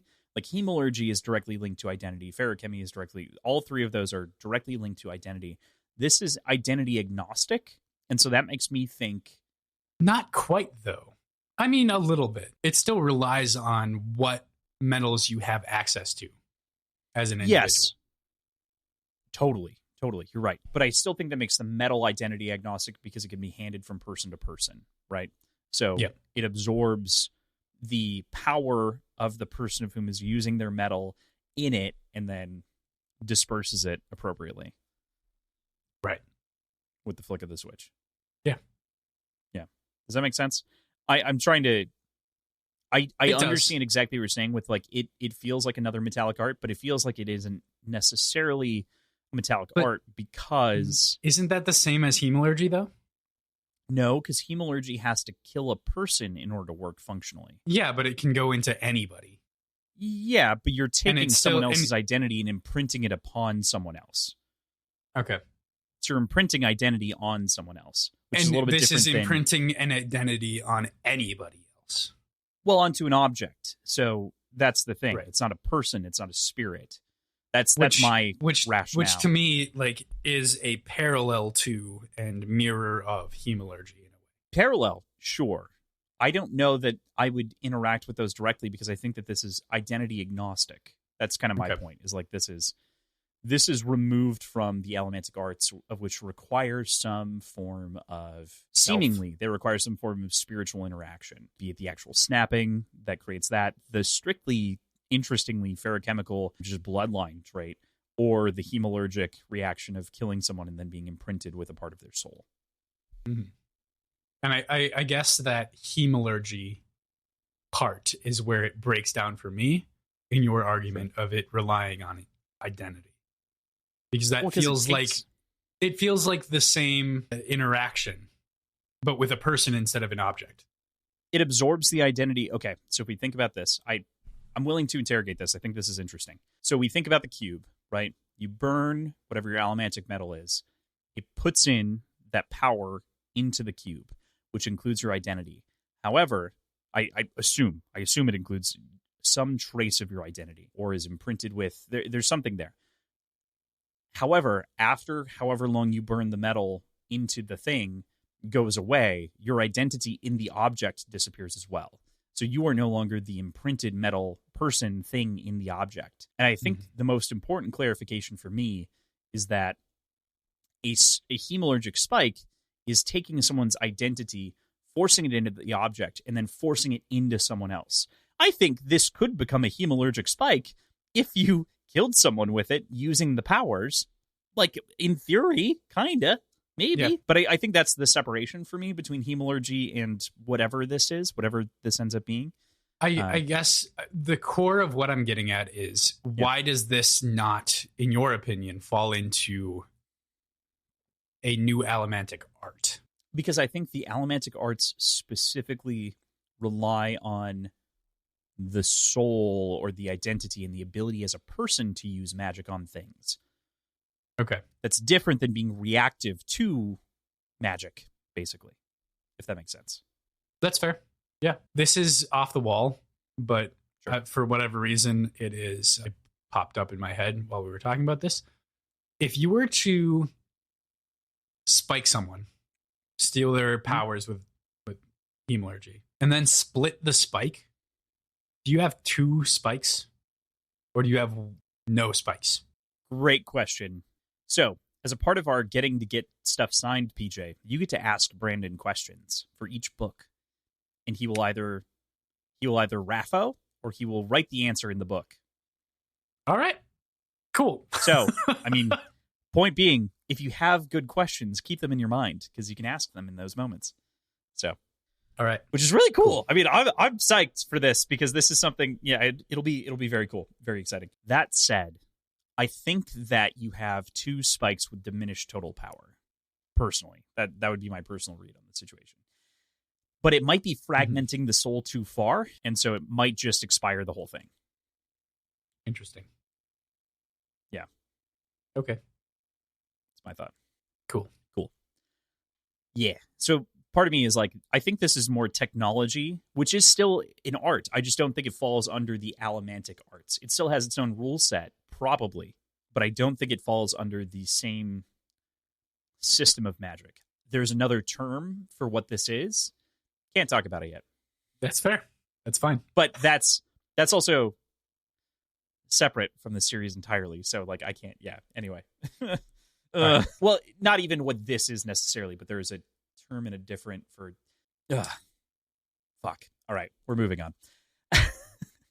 Fair. So we go to Dalsing. We arrive at the city after some brief experimentation with the cube and kind of learning exactly how it works and kind of playing around with it. Fun. We leave Ceres with the horses, which is interesting. That happens a little bit later. But this is truly a compound here around the old town. And I kind of wanted your take just thinking about this, approaching this city and the way that they start to read this situation and think about what they're going to do as they approach Dalsing itself. Before we talk about the character moments and other things like that, what'd you make of this internal like camp moment almost? I mean, in general, this entire book shifts for me genres and goes from a Western detective novel to a adventure RPG detective novel. And I mean, even the detective part of it kind of falls off. It feels much more like an RPG story, like a tabletop game playing out in a typical fantasy realm, as opposed to the Western that we established ourselves in. And the elements are there, obviously, but it feels to have been pushed to the wayside a little bit in favor of this sort of adventure and political drama that we're unfolding now. I assume you go through the notes linearly for the most part. I assume you do. I do. Yeah. I do make, inside of our notes, a joke about this feeling as though Milan has suddenly become a rogue with expertise and can lockpick really well and like can't roll below a minimum. Yeah, Because it does. Yeah. I totally agree with you. I think that this is right around the point in which we kind of get a genre shift where it feels like we have people playing around with sneaking around. It almost feels Scooby-Doo-ish when we get there. And nothing wrong with that, but it's very interesting that I think it really takes a heavy shift for me, and it becomes sci-fi an soon, adventure too. RPG story. Yeah. What? It becomes sci-fi to a certain extent as well. Oh, yeah. This story quickly goes steampunk in a way that is kind of unexpected. And, not and fully extraterrestrial and unknown science. Mm-hmm. Like there's a lot of shifts that happen very, very quickly within a couple chapters. Yeah. It's, I think we've talked about this a little bit, maybe off air, maybe on air, maybe it's been cut. But I am both excited and a little bit leery of the last book. We talked about this with Ben, being that Brandon has talked about the Lost Metal being the most Cosmere aware book. I am a little bit leery about what that means for your enjoyment of that book, and potentially if it maybe spoils anything else. That's the other part of this in the back of my head, is like, as I think about the fact that you might read Stormlight later next year, is it going to contain things that are potentially undermine the story there, or like some beats of the story? It's going to very significantly kind of change the way that we approach the rest of the books within this series. Yeah. But I don't think it's really going to be possible for me to avoid spoilers altogether, like I have up until this point, going to this convention next week. Yeah, I'm They're not going very to be worried slight. about that. Yeah. But in general, I've kind of resigned myself to the idea that there are going to be now, going forward within the Cosmere, situations where You're only 5 books behind. Like you're not that far off. To be fair. Is that it? I mean, like, yeah, Warbreaker, and then the 4 Stormlight books. That's it. And some short stories. But okay. You are going to be, when we are there, Warbreaker and Stormlight behind. That's it. Weren't we going to do Warbreaker? Yes, towards the end of November, though, or early December. Okay. So, okay. Yeah. It's going to be I mean, hypothetically, I could read it before. Yes, on yeah, the plane. you could start that now. I have no problem with that. Okay. So I'll be Stormlight. If you want something. Stormlight back. Yes. But I'm a little bit worried about undermining Stormlight, because Stormlight is perhaps one of the most Cosmere aware books in that way. Fair. So, yeah, I have to make mention of it, because it's not something that it's something that I am trepidatious about going into this next book, but I am not necessarily at a loss. I just don't know what to expect. Yeah. So we'll see. A big part of me, I know components of the core story and where it's going with some things, but I worry, I just hope that it doesn't go one specific direction. And if it does, it's gonna twist me a little bit. It would really undermine one of the big Stormlight story beats, because in my mind, the proper way to read this would have been Mistborn Era 1, the other 2 books we could read on the side pretty much whenever, and then Elantris Warbreaker, and then Stormlight, and then Mistborn Era 2. However, chronologically for us, it makes sense to go this way for audience sake and everything else and coverage. So, yeah, I'm a little... Okay. I'm just a smidge. I'm a smidge concerned. I got to be honest. And this is one of those moments that it came up for me, was when this genre shifted and when we start to think about sort of the way that what's happening in the way that the story is shifting to something more sci-fi and everything else. So yeah. Mm-hmm. No, I have to bring up that anxiety, because it is right now, it's very real for me, because I don't think he'll do it. I don't think he would ever do it, but I don't want it to undermine your Stormlight experience. So yeah, that's fair. Okay, that out of the way. Steris and Wax have this wonderful conversation about what she can do, and I think it's lovely that she agrees first and foremost with her husband that she should stay behind. It's kind of it's a really cool note because you can see exactly the trajectory that an average version of this conversation goes with in a story with a woman of whom wants to, like, not with a woman, but with a character of whom doesn't belong in a situation, right? I mean, With we someone have who a doesn't perfect fit. example of that, and that's Marcy. Like, this is a stark... Oh, yeah, right. From Alloy of Law. Yeah. Yeah, a stark differentiation between Steris and her sister. Mhm. In that, like, Wax is expecting to have to push against her like, bullheadedness. Yeah, exactly. Yeah. And this sets Marcy apart from... sets Steris apart from Marcy, and vice versa, I suppose. So I appreciated this deviation from that trope, I guess, for that reason specifically. Yeah, exactly. It feels, it's a great moment. It's punctuated well. It's comedic. I mean, especially in the way that it executes with, like, Wax just going off without actually even listening to what she's saying because she's agreeing the whole time. You know, it's great. Again, this is, to me, this is only upwards for their characterization as a pair, and I love it. Right. Yeah, totally agree. Yeah. And great comparison between Marcy. I hadn't even thought about drawing that, but that makes sense. You know, yeah, it's similar to, like, even the way the Wayne's put into his place in the Shadows of Self prologue in a similar way. It's like, you can't come in. You have to take care of the horses. You have to take care of Destroyer, the horse. Yeah. There's this whole cannibalism comment by Minlon that leads to the execution of Stewed Tomato, which is this other plan where they talk Splattered about, like, tomato? riding her in as a horse. What is it? Splattered tomato? Oh, splattered tomato, not stewed spoiled. tomato. Spoiled tomato. Spoiled tomato. That's Stewed tomato, I think, is better. I'm not gonna lie. I think I already came up with one that was better without even trying. You're right, though. It is some form of tomato, which is this hilarious pairing of moves where Wayne and Wax pull this off together by launching him over the barrier. He manages to imitate a guard, unplug a light on accident, blame it on the other guard, get him arguing, and help his other fellows through. You know, it's this fairly brilliant moment for Wayne that I just adore. And it also gives us insight into gold burning on the whole, which is great. It's further clarification on things that you and I had kind of had banter about, comparing Wolverine Deadpool to this, which I think is fun, and to, like, kind of know that, like, one of the fun facts that comes out of this is, you know, the spine breaking, you're more likely to die from suffocation, which then mirrors Irich's experience later that he talks about, like, his death is most likely going to be suffocation. right. Yeah. But Yeah, it also there's...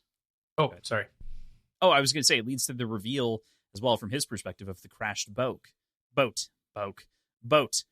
Any other week, PJ, we would have ended here, but this week we are not. This is enough. This is like a great point to end. But we have to cover a little bit more. It is. I would agree. Like, I would have expected this to be an end section. I appreciated the sort of grumbling, even though this is Wayne's idea and he's the one pushing for it, comes up with a separate code name for it as well, but he's still grumbling while flying through the air before he hits the ground, just complaining, like, of course Wax would push me towards the rock bed and all kinds of stuff. He's falling and he, like, falls right next to something that would have actually killed him. Yeah.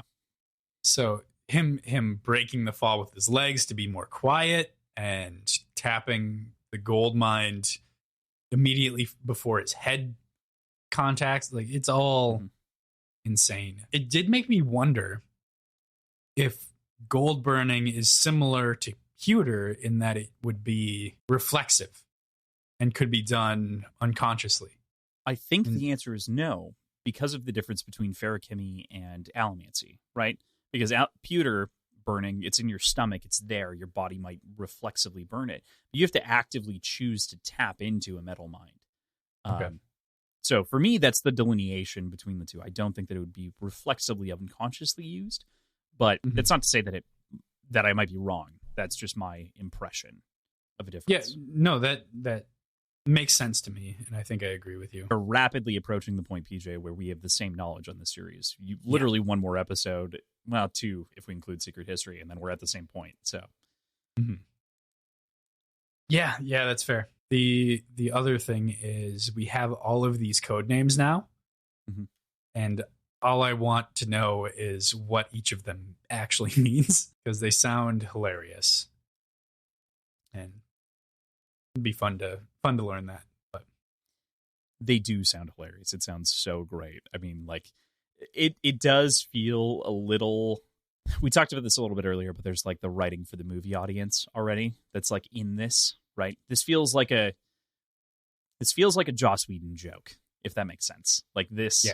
Totally in execution. The only thing that was running through my head this week is how Whedon-esque this feels, not in the sort of verbose way that he can get about certain things, but the way the humor is pulled off over the course of this week felt very Whedon-esque. Right, for sure. Which is, I mean, I love Firefly. I enjoy Buffy. You know, I can't believe I got the Firefly question wrong yesterday. Jesus. Yep. Neil beat me to the punch. Bastard. It's fun. So, with that, we end this chapter. We go into chapter 18. We move to the actual infiltration and our kind of pairs here that we have, but we hop into Maricy's point of view to begin this, and the infiltration of the warehouse itself, having split into these two groups, searching distinctly for whatever exactly might be going on in this building. The pair of M's and the pair of W's split into two. Maricy and Milan head into the ship. Meanwhile, Wax and Wayne are looking for Suit when Wayne hands Wax some apple juice that was in his canteen. It's a funny moment punctuated with Wax really feeling his age at the end of this and beginning to feel like this might not be for him. But not that it might not be for him, but that he's like aging out of his career to some degree.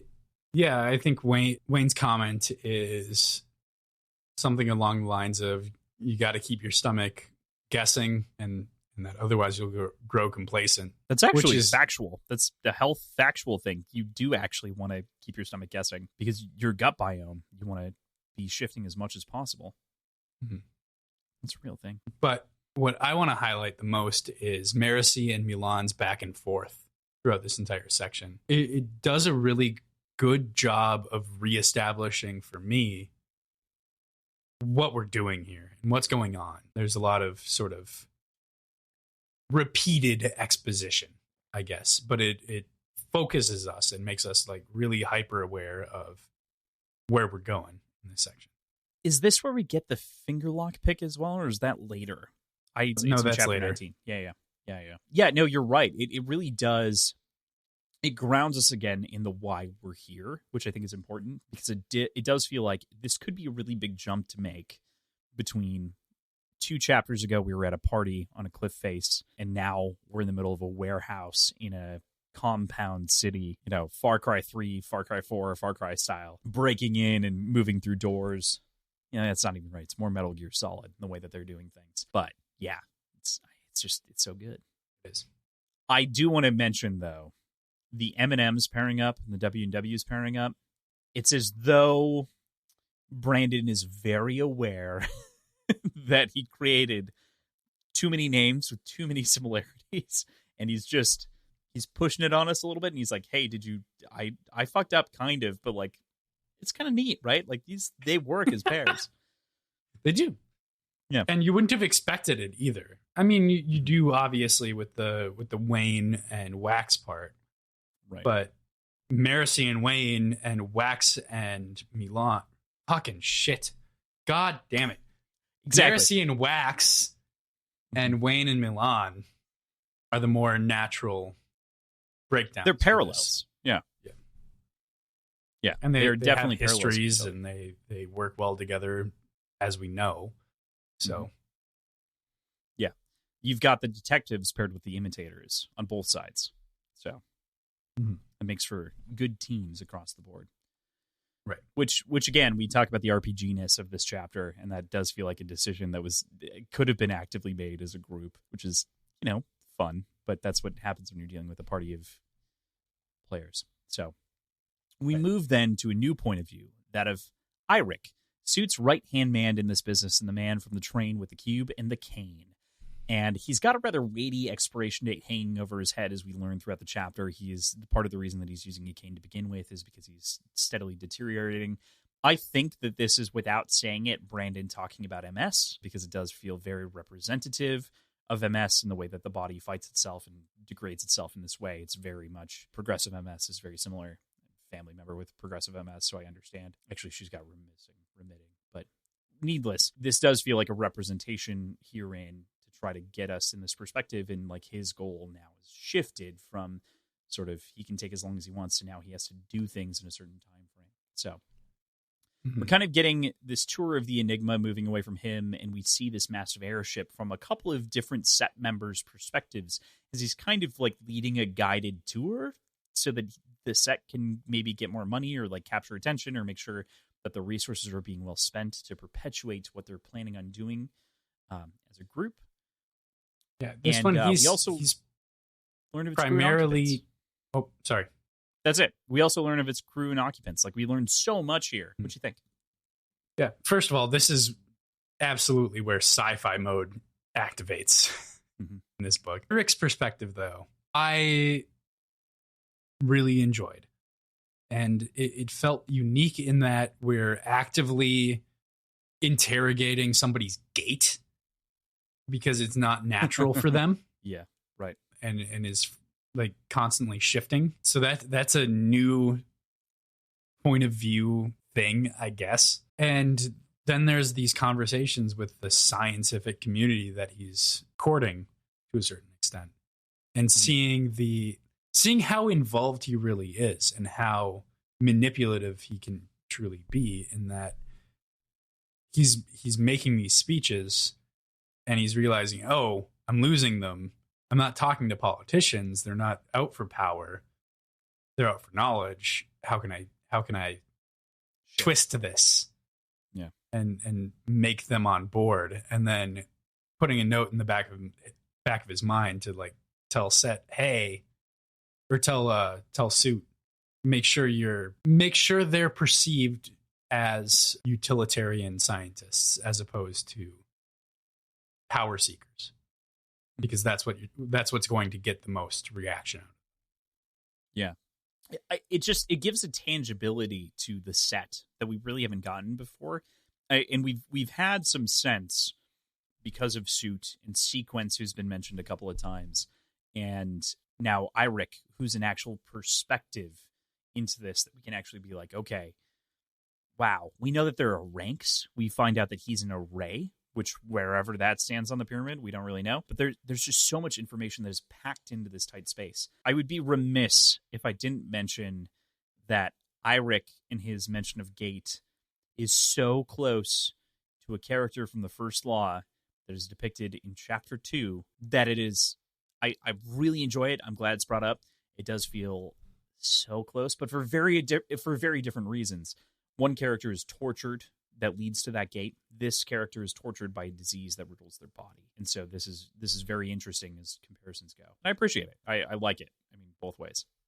Yeah. It is so fascinating to have a different perspective, especially when it comes to things like stairs, the sort of stumbling walk, and the way that you might internalize that, and, components therein. Mm-hmm. Yeah. Sci-fi mode engaged. We are fully... We're evaluating ceilings. We're thinking. It reminds me, actually, the first scene that pops into my brain as well. Have you seen, I have to ask this because sometimes I assume and you haven't, Prometheus? Ridley Scott's Prometheus?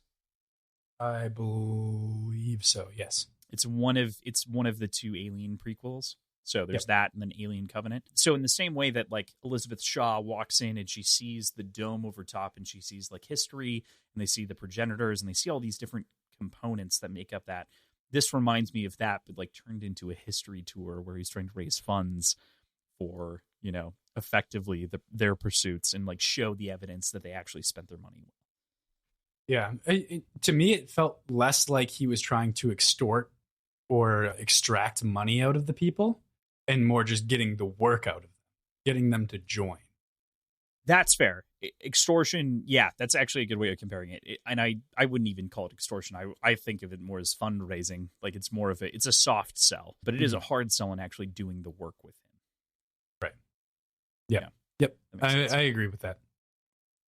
So we move back to our M's here, hiding in a closet as Eirik hobbles away, having found a cube. And he's been searching all of these different compartments to try to find more of these cubes, and he can't. And then one of them pops open and drops out a cube, and he's like, I'm so excited. Of course, we know that it's the cube that they actually chose to drop for him as a way to get him to lead away to somewhere that's more important. But it's very Scooby-Doo-esque for me in the way that they're kind of like leaning out of a closet, as I imagine, like watching what's happening with little like eyes poking out. as he walks away. We move over then to our W&Ws. Wax and Wayne are looking down at this whole scene from above. They're kind of inside. They're not in the ship, but they're inside the warehouse and kind of running around the railings and exploring the full space, looking down at it.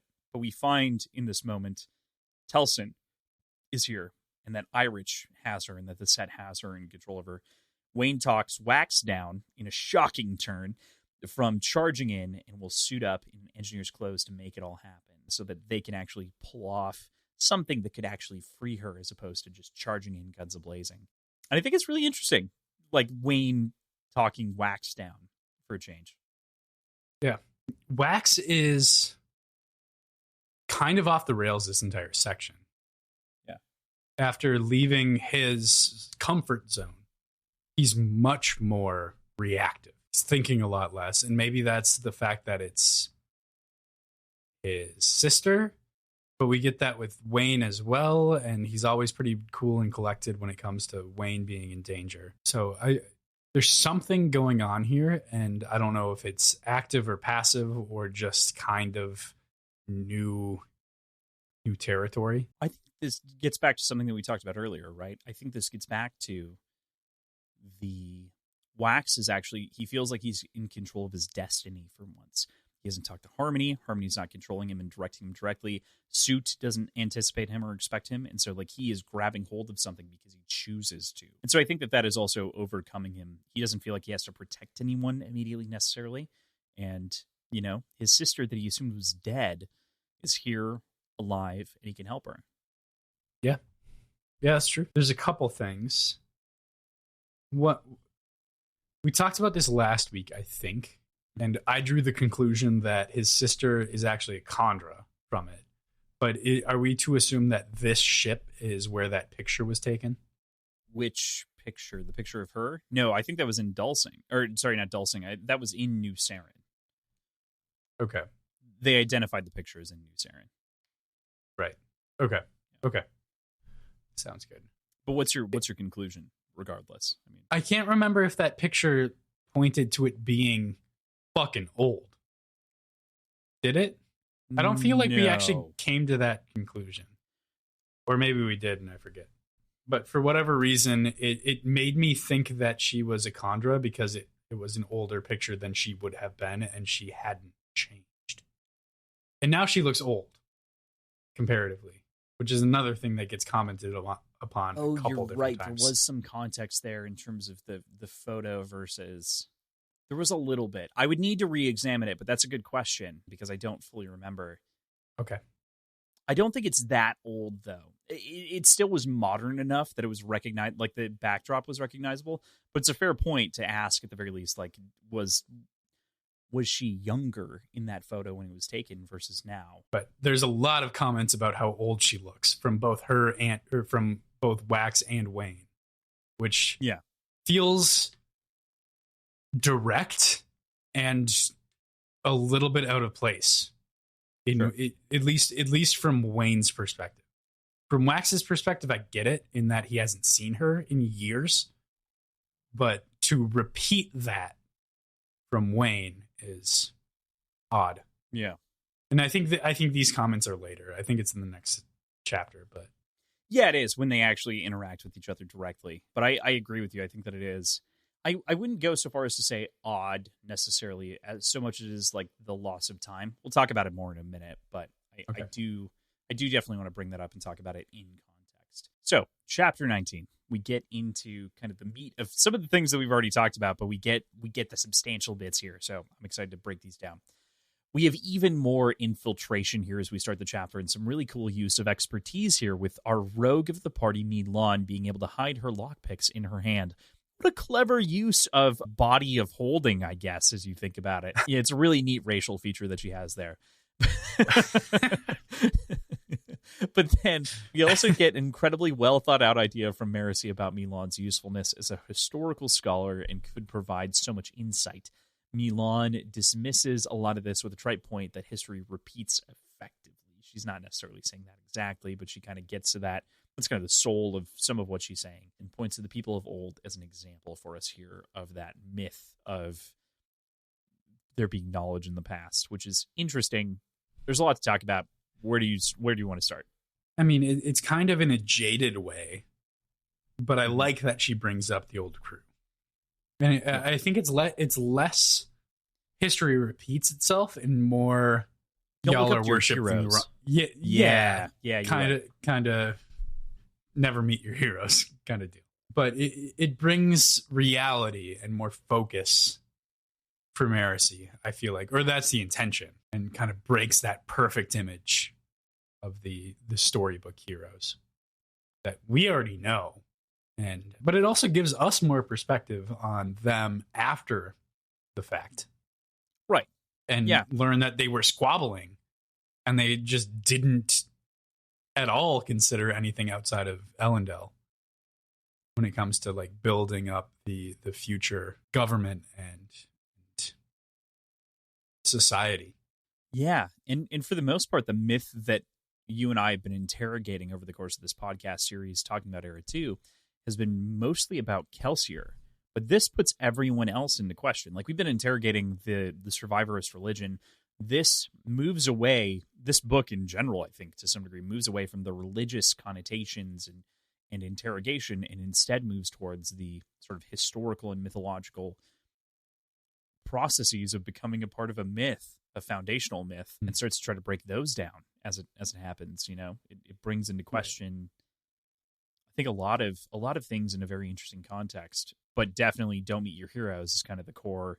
You're right; it's more than history repeats itself. There is notes of that, which is like, you shouldn't look to them because like they were doing what you were doing anyway, which is the history repeats itself. But at the same time, the context there is like were just as dumb or as smart as you were.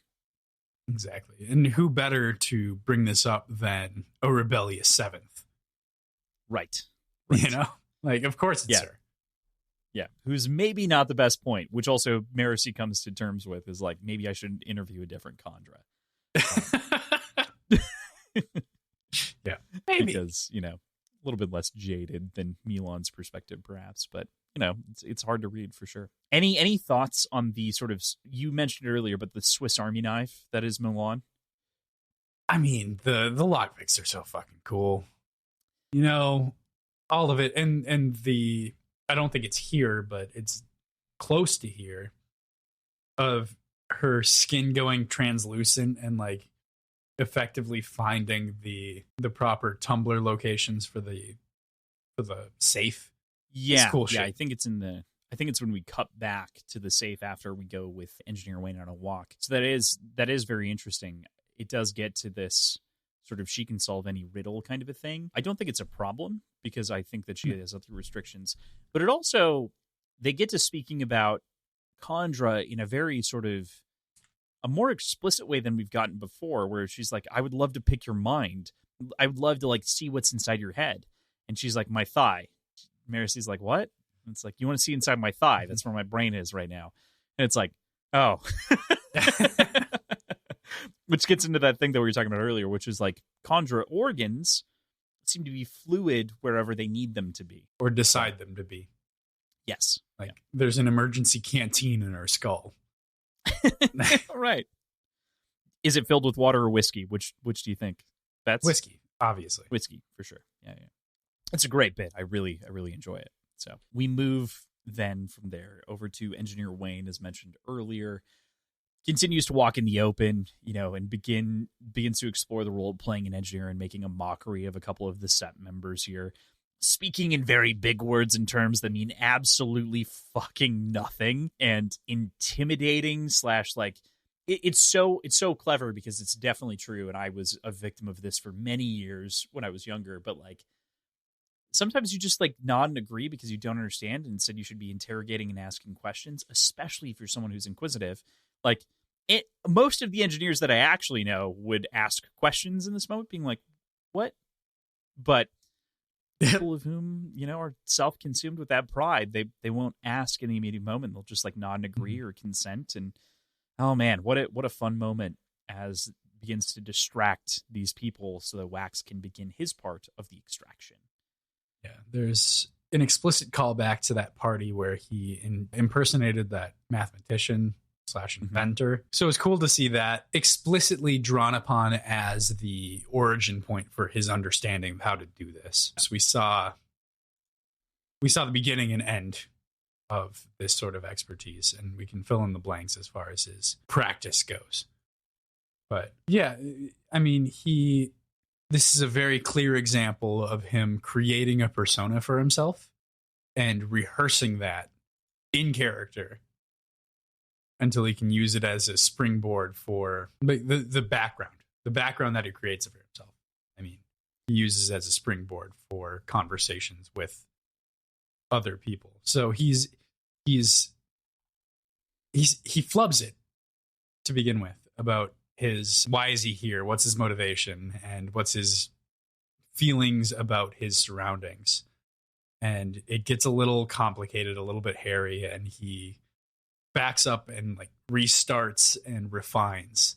And we see his process, and it's really fucking cool. You know? Of becoming this engineer. Yeah. This is maybe the most fleshed out version of Wayne becoming someone, right? Like, he's really breaking it down in live time with us. And he's, especially because it's something he's so uncomfortable with, it's a new territory. It's not entirely new. He's taking inspiration from the mathematician, as mentioned before, but it is something that he just isn't fully fluent in, it feels like. And so he's taking inspiration from things in the past and moments. He draws it all in, and he does this absolutely obtuse engineer performance, which is hysterical, and it's in like its articulate inability to say anything, because everything he says is nonsense, but everyone around him believes it because it is so nonsensical that, you know, it sounds like engineer speak without it actually meaning anything. Yeah, for sure. The only rival As an engineer, to this, were you offended? No, not at all. The only rival to this, I think, in context is it might be an Alloy of Law, where he's impersonating the old woman. Yeah, that is Alloy of Law. Yeah. And we get a very detailed background and backstory to why she's making these decisions that she's making. But this one's even more fleshed out and more complete, I think. Yeah, I totally agree. Love it. Great moment.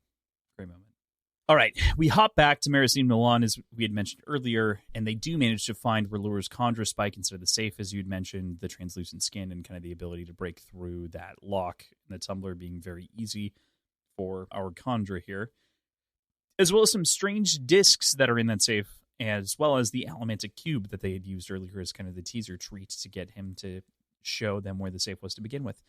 Marcy frees the person in I think it's in the hallway. Is it in the room or is it in the hallway? This is the one thing that's confusing about the scene.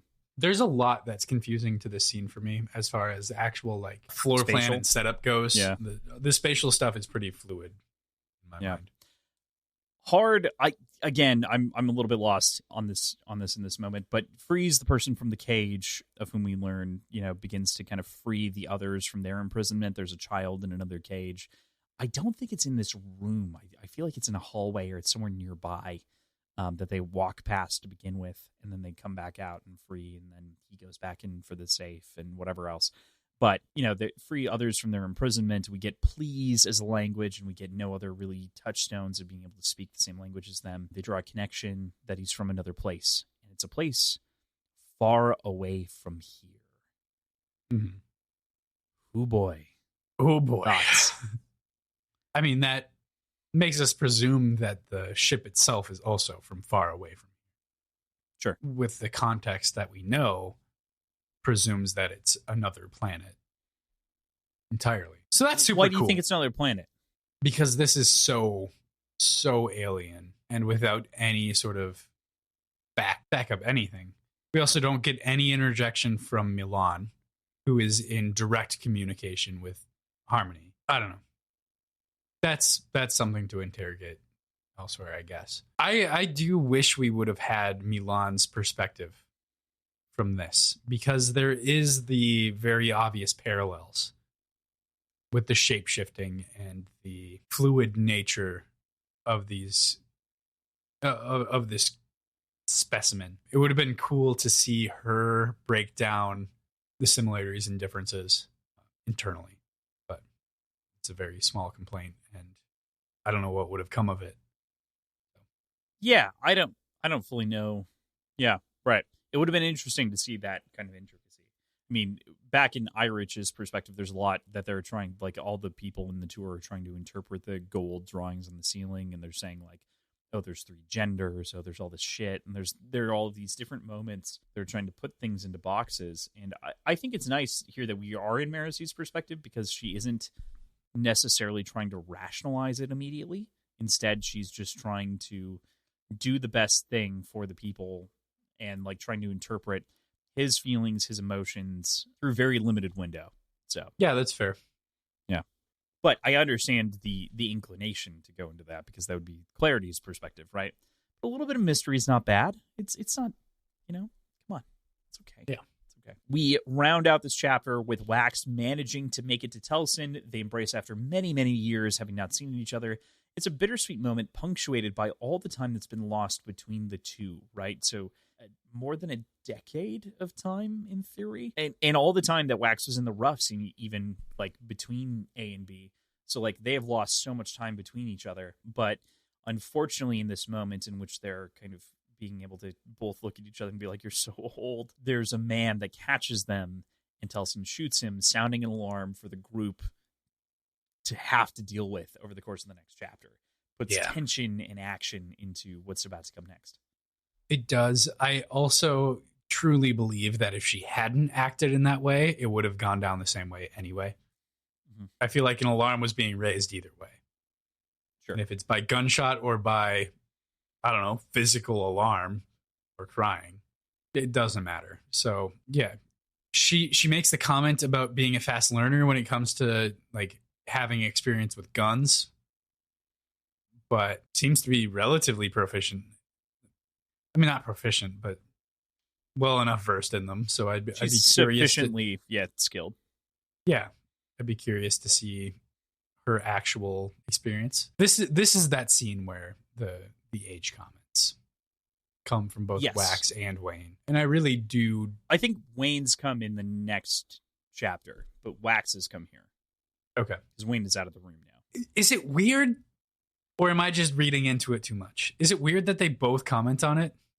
I think you're reading into it a little bit. I think that it's more of like literally we've been separated by decades. Like imagine not talking to your sibling or like seeing them because you chose to move very far away without any realm of communication and physically seeing someone. It's not like you can Zoom or something else, FaceTime. And then B, they die in your perspective. You go to their funeral and you've got this memory of them in the back of their head as this young person that you knew growing up. So I think that the age is more of a shock than it is anything else to all of them. To me, that's my perspective. But yeah, I can believe that. I can get behind that. That said, I do want to try to reinterrogate the photograph. I would need to go back and reread that chapter, though. I need to as well. I don't think... Yeah, I don't know. I'm not going to pause it. So, mm-hmm. I'm not confident enough to even try. So, we'll move on. Okay. That said, I do really enjoy the way that this chapter ends. It's such a good moment. And in another world, I would have ended here. Because it could have been fun. But chapter 20 is an even bolder place to end, I think, because you get the most big cliffhanger, which is a crazy fucking moment that we're going to have to talk about as we go through this chapter. So, talking about chapter 20, we cut to one of the most brilliant action scenes, multi-POV action scenes that Brandon has written thus far into this series. In my head. I assume in your head as well, because you mentioned earlier you're excited to talk about it. It's hard for me, again, it can be hard to like dictate how cool great action scenes can be in moments, especially with like crazy magic and things like that going on. There are interesting components that go into things. It's like you see people strategically move around, but let's talk about these beats as we can. So Wax and Telsin move out of the room as the guards in the area have been activated. He quickly stashes Telsin by launching himself up into the air before heading off with Wayne to get Maricy and Milan so they can all leave together. This plan quickly goes awry as Telsin proves to be difficult to control. Not wanting to find herself falling back in hands of her old captors, she ends up climbing down and like trying, basically to save herself. Wayne splits to help Telsin and Wax to get the pair of M's, Milan and Maricy, over to the rest of them. But Wayne Wayne gets hit with a ton of gunfire in this moment when he makes his way over to Tellison, and it awakens something primal in Wax, a need, a rage, perhaps, to protect his friend, in this moment. And then there was a firefight, man. I mean, this is if we mentioned a couple of times over a couple of different series now, like the Boondock Saints moment in which that breaks out. This is that moment again, in which you can imagine the guns going off in every direction. Marcy saves the day when it was almost like when Wax is almost killed with his element. Like, she uses her elemancy to empower the grenade, throw it out, and save Wax. There's just so fucking much here. What'd you like? What was your thing? What'd you vibe with? I mean, this whole scene is extraordinary, and it's so fast, and there's so much going on. But truly, I feel like this is one of my favorite combat scenes we've seen from Anderson in general up until this point. And I can't speak, obviously, to the other series. But between Elantris, Mistborn Era 1 and Mistborn Era 2, this is, I feel like, the best balance of everything that we've seen from Brandon. There's emotionality to it. There is the straight up, like, shot by shot mechanics of the fights. There's tension. There's stakes. There's everything. It is so well done. And it's hard for me to like really break it down beyond that, because there is a ton that happens, but it all flows together and all makes sense. And it works really, really well. It's always interesting to me, if you look at the audiobook pacing, in a chapter in which there's a bunch of action, it is so chapter 20 and chapter 19 are the same length page count wise. However, chapter 20 is double the time in audiobook form because of the way that Michael Kramer has to go through and pronunciate and like make sure that he can jump between perspectives, voices, and give like attention to different details in different moments. It's so good. And that's why some of these scenes end up being double as long as they should be, in theory, if like you just have a raw read rate. Yeah. Because you need to give attention to all these different moments and beats. But at the same time, it is just well executed. It's hard for us to like talk about it more than, that was good. Yeah, exactly. And I feel bad for that, but anybody who's read it will kind of understand, you know? Mm-hmm. Yeah. Yeah. Oh. And the use of the Almantic grenade over the course of these scenes, man, like Wax makes use of the grenade as we switch perspectives, him having charged it up and left it there to create a little force field on temporarily to help them get in order before they can address the rest of the room. There's also this funny moment where with our unnamed masked man, where he is speaking, of course, his entirely different language.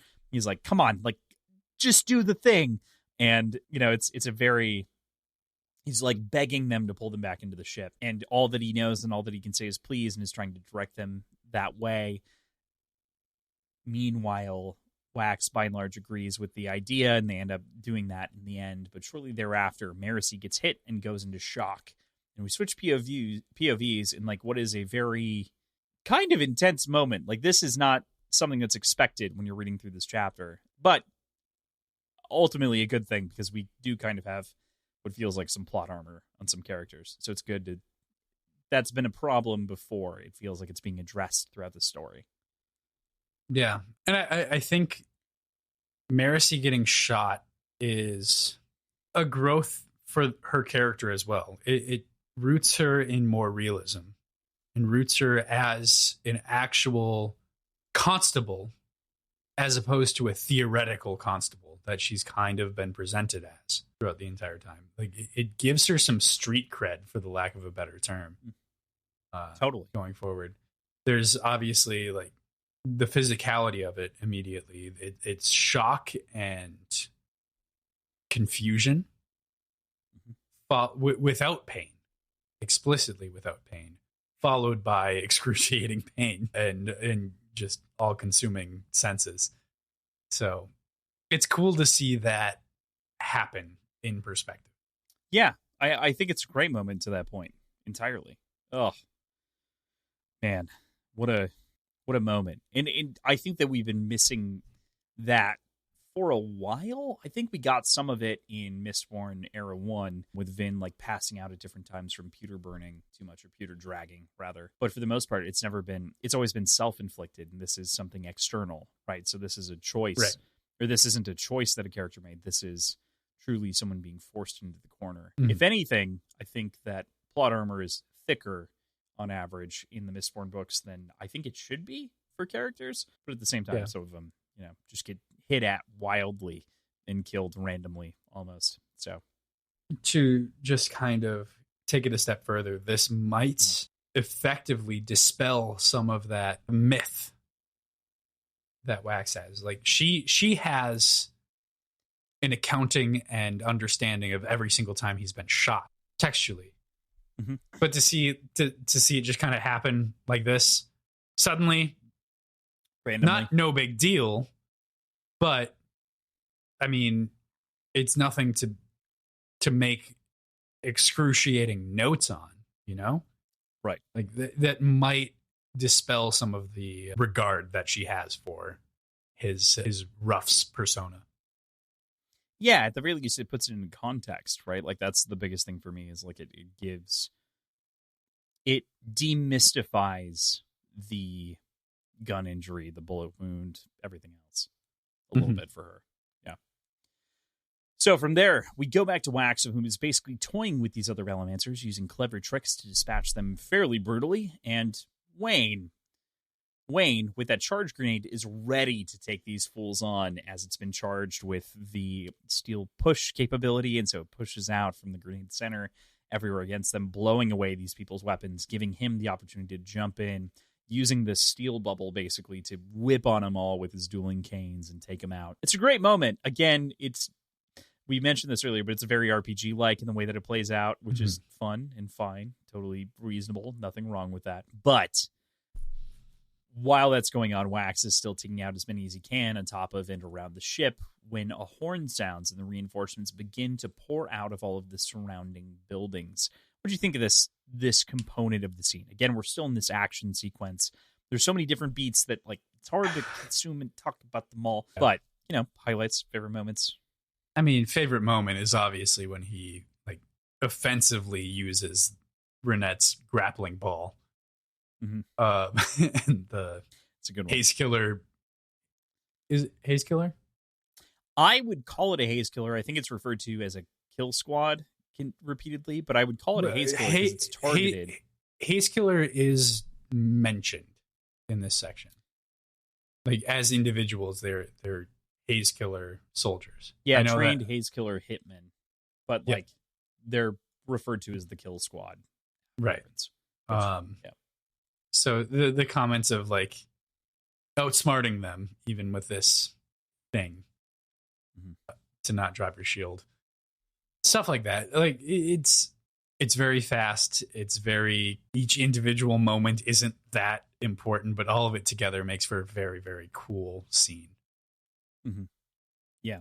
Oh, it's delicious. I'm not gonna lie. I love the way that moment goes off when he takes out the man with Renette's trick wire tool. The grappling thing. It's so fascinating because it's like, oh, fun toy. You paid attention to the fun toy, and I shot you in the face. Like, Yep, exactly. Yeah. All right. From that moment, we move to Marasi, of whom is in an intense amount of pain, and everyone begins to collapse in on her to help her and come up with a plan to make it out of this situation. The mysterious man helps bandage her up while Telsin is still out for blood and desire to kill all of these people in this room, just angry and aggravated by, being captured and tortured. Probably not tortured, but captured and held prisoner for so many years. Everyone is distracted trying to make a plan when Marasi follows the mysterious man, and a mysterious hatch opens with a rope ladder falling out of that golden ceiling that we had mentioned earlier. He makes for a chest inside of that room as everyone begins to climb in and pulls out another of the small discs, and then begins to speak what I'm going to call common, whatever the Elendelian language is. And wow, is there a lot to say about this part of the story, referring to them as maskless barbarians, as he is wearing, of course, this mask that R'hllor had drawn as these frightening creatures with red around them, and it's this sort of horrifying thing, referring to wax as a metallic one. And there's just so fucking much. So I'm going to break this. I'm going to try to break this into two.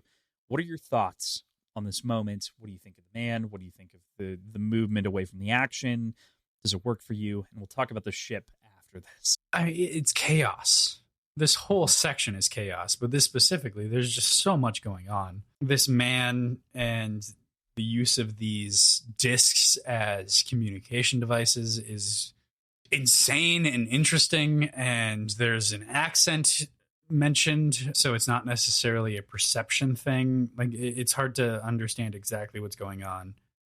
Like, it's not like a babble fish. Yes, great call. I was thinking the same thing. Where like they perceive it differently than what's actually being said. Like, with the fact that there's an accent to it, it makes it seem like the actual voice is being changed and audibly made. Like, there's a distinction there, right? Like, it's not like he's speaking a language and they're perceiving it as their language. It's that he's speaking something into this thing and it's expelling their language. And that's a subtle difference, but it's a difference. Unanswered. It's unanswered, but my opinion is that the fact that there is an explicitly mentioned accent to it makes it external. I want to just throw in a little thing there, just to, add a little bit of maybe confusion to what you're thinking. Could it be that whomever encoded this thing with whatever it was had an accent? Possibly. Yeah, that's fair too. I mean, talking about language interpretation, right? Like, it could be. I mean, that accent is also, what would you call it? Russian, Scandinavian, the exact same accent as Obsidians. Yeah.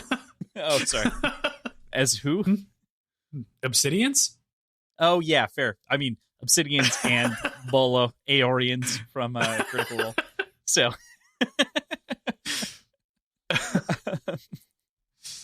Yeah, so no, you're not wrong. I mean, that's audiobook only, but still.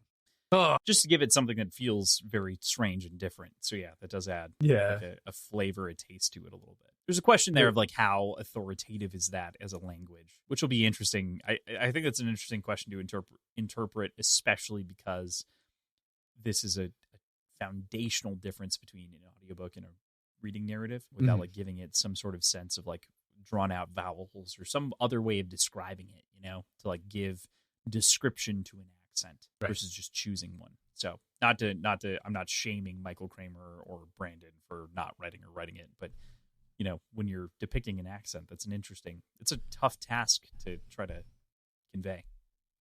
Yeah, absolutely. Cool. Yeah, all right. It's different.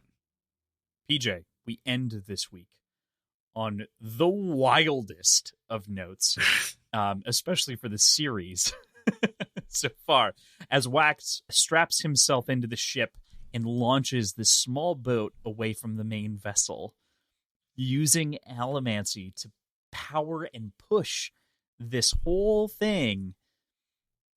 There's so much to talk about here. And so the segment, they hand out the discs to everyone, of which allows for them to become lighter as they begin to store their weight, which is so fascinating. Yeah, what's running through your mind thinking about allomantic engineering, dude. The discs that are being used here in general? This is I guess it's kind of allomantic, but it's more. They refer to it as a metal line. I said allomantic. It's metallic art. Yeah. It's just man. I don't fucking know. It's so fucking different because this is different than the cubes. So now we've got cubes and discs.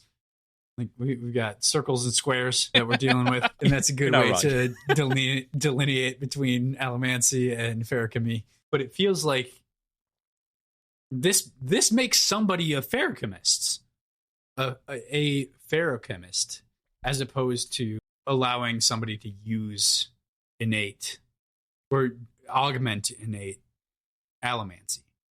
Like this, I'd like to see more of it. More of where this comes from. Okay. Because, I mean, hypothetically then, ferrochemy is no longer a bloodborne thing. It is a purchased thing. It could be disseminated, Which is some of the fears that they have on the other side with hemalurgy, right? So, like, hemalurgy is already this idea that you could imbue soldiers with it, but it's already fucking happened with these discs to some degree. Yeah. Like, you can swap them out like a fucking CD-ROM and be given different ferrochemical powers, apparently. Yeah. It's, man. What a place to end, right? Am I right? Yeah, and I mean, this turns hypothetically, it doesn't. Never mind. I was thinking that we could use this to turn Wayne into another Miles, but no, compounding is just different. Yeah, compounding is different. Although, if you the cube could, what's up? Cube could, if you temporarily. have. I don't think so, actually, because I think you have to be able to burn your metal mind in order to compound. Oh, is that what it? Okay. Yeah. You can get new metal mines, of course, but you have to actually burn the metal mine. Mm-hmm. Yeah. So I think that's what leads me to talk the other way. But regardless, I mean, it still means he could be made a compounder with hemalurgy. There's nothing to say that you couldn't. Let's go. Let's do it. Let's go, man. That said, that's the end of this week's episode. Thank you guys so much for listening. Next week, we are going to be reading to the end of this book, PJ. You're going to be caught up with me almost next week. But before, actually, factually, we're at Sunday today for us. This time next week, you are going to be caught up with me, except for Stormlight and Warbreaker. So, yeah, that'll be fun. It's going to be interesting. So, to that point, next week, we read chapter 21 through the end. We're just sending it. It's all or nothing. Because PJ has to finish it before this week. I do. Before spoilers abound and everything else could possibly happen. He has to finish it. So, I mean, not truly, only that, I'll probably finish it tonight. Yeah, because I think we're recording the episode tomorrow. But, because I have to also sit down and do notes. That said, so we're wrapping this book up. We are also going to be reading Secret History very quickly and also putting out the wrap-up episode. So my recommendation for you at home is, if you need a refresher on Secret History, after you finish Bands of Mourning, jump in right away. There's a chance that we might do it in one episode as opposed to two, which it is on the schedule. We might release it in 2 chunks. We're going to have to figure that out, but I just want to let you know that if we don't cover it in 2 episodes, it will be 1 episode, and it will be between now and November 24th, which is the 3rd. That's Thanksgiving, American Thanksgiving. That will be the date-ish of that episode. So, okay. 1 or 2 episodes. There we go. Holy shit, PJ. Yeah. We're here. We've arrived. Almost. So, very excited. So, that's where we're going to leave you for this week. Thank you, as always, to Tim and Andrew for keeping our show's lights on. You can find our links in the show notes. You can find our schedule, our Patreon, our previous episodes, our websites, and all of our social media accounts all in one very convenient location. Yes, and just in case you aren't able to find those for some reason because you can't click a link, we love you still, but we want to let you know that you can search us out. Words Whiskey Pod on Twitter, Instagram, and Reddit. wordsandwhiskeyshow@gmail.com, patreon.com/words and whiskey. And our t-shirts are on TeePublic. Fun fact, there's a new shirt that just launched secretly today. So, yeah, go check it out before it disappears, because it will disappear in the next week or so. But it will come back later. So it's a temporary release. Go get it while you can. It's an event release. We'll call it that. Yeah, super excited. I'm so excited to do the rest of this. We're so close, PJ. Yeah, we are. Man, it's going to be so much fun. I'm excited. Thank you all for your support. We love you very, very much. And we're excited to bring you the most intricate and deep diving experiences when it comes to the Cosmere. I'm going to make that claim. I know that's not true, but I'm making. Wow. Yeah, that was bold. I mean, the 17th chart exists, so I don't want to. I'm going to try to take away anyone's claim. I'm not trying to reduce us or anything like that, but we do. We dive deep. We got a nice disclaimer on top of a lot of things, which is that until you've read it all. Yeah, no, thank you again so much. Make sure that you leave us a 5-star review if you haven't already. Otherwise, Erin will come for your throat. And believe you me, when it comes to these Greenbone episodes, she is going to be coming for your throat for those reviews. So it's best that you get with it now before it's too late. It'll be too late. Absolutely. It will be too late. Cool. All right. Okay. We'll see you next week. Bye.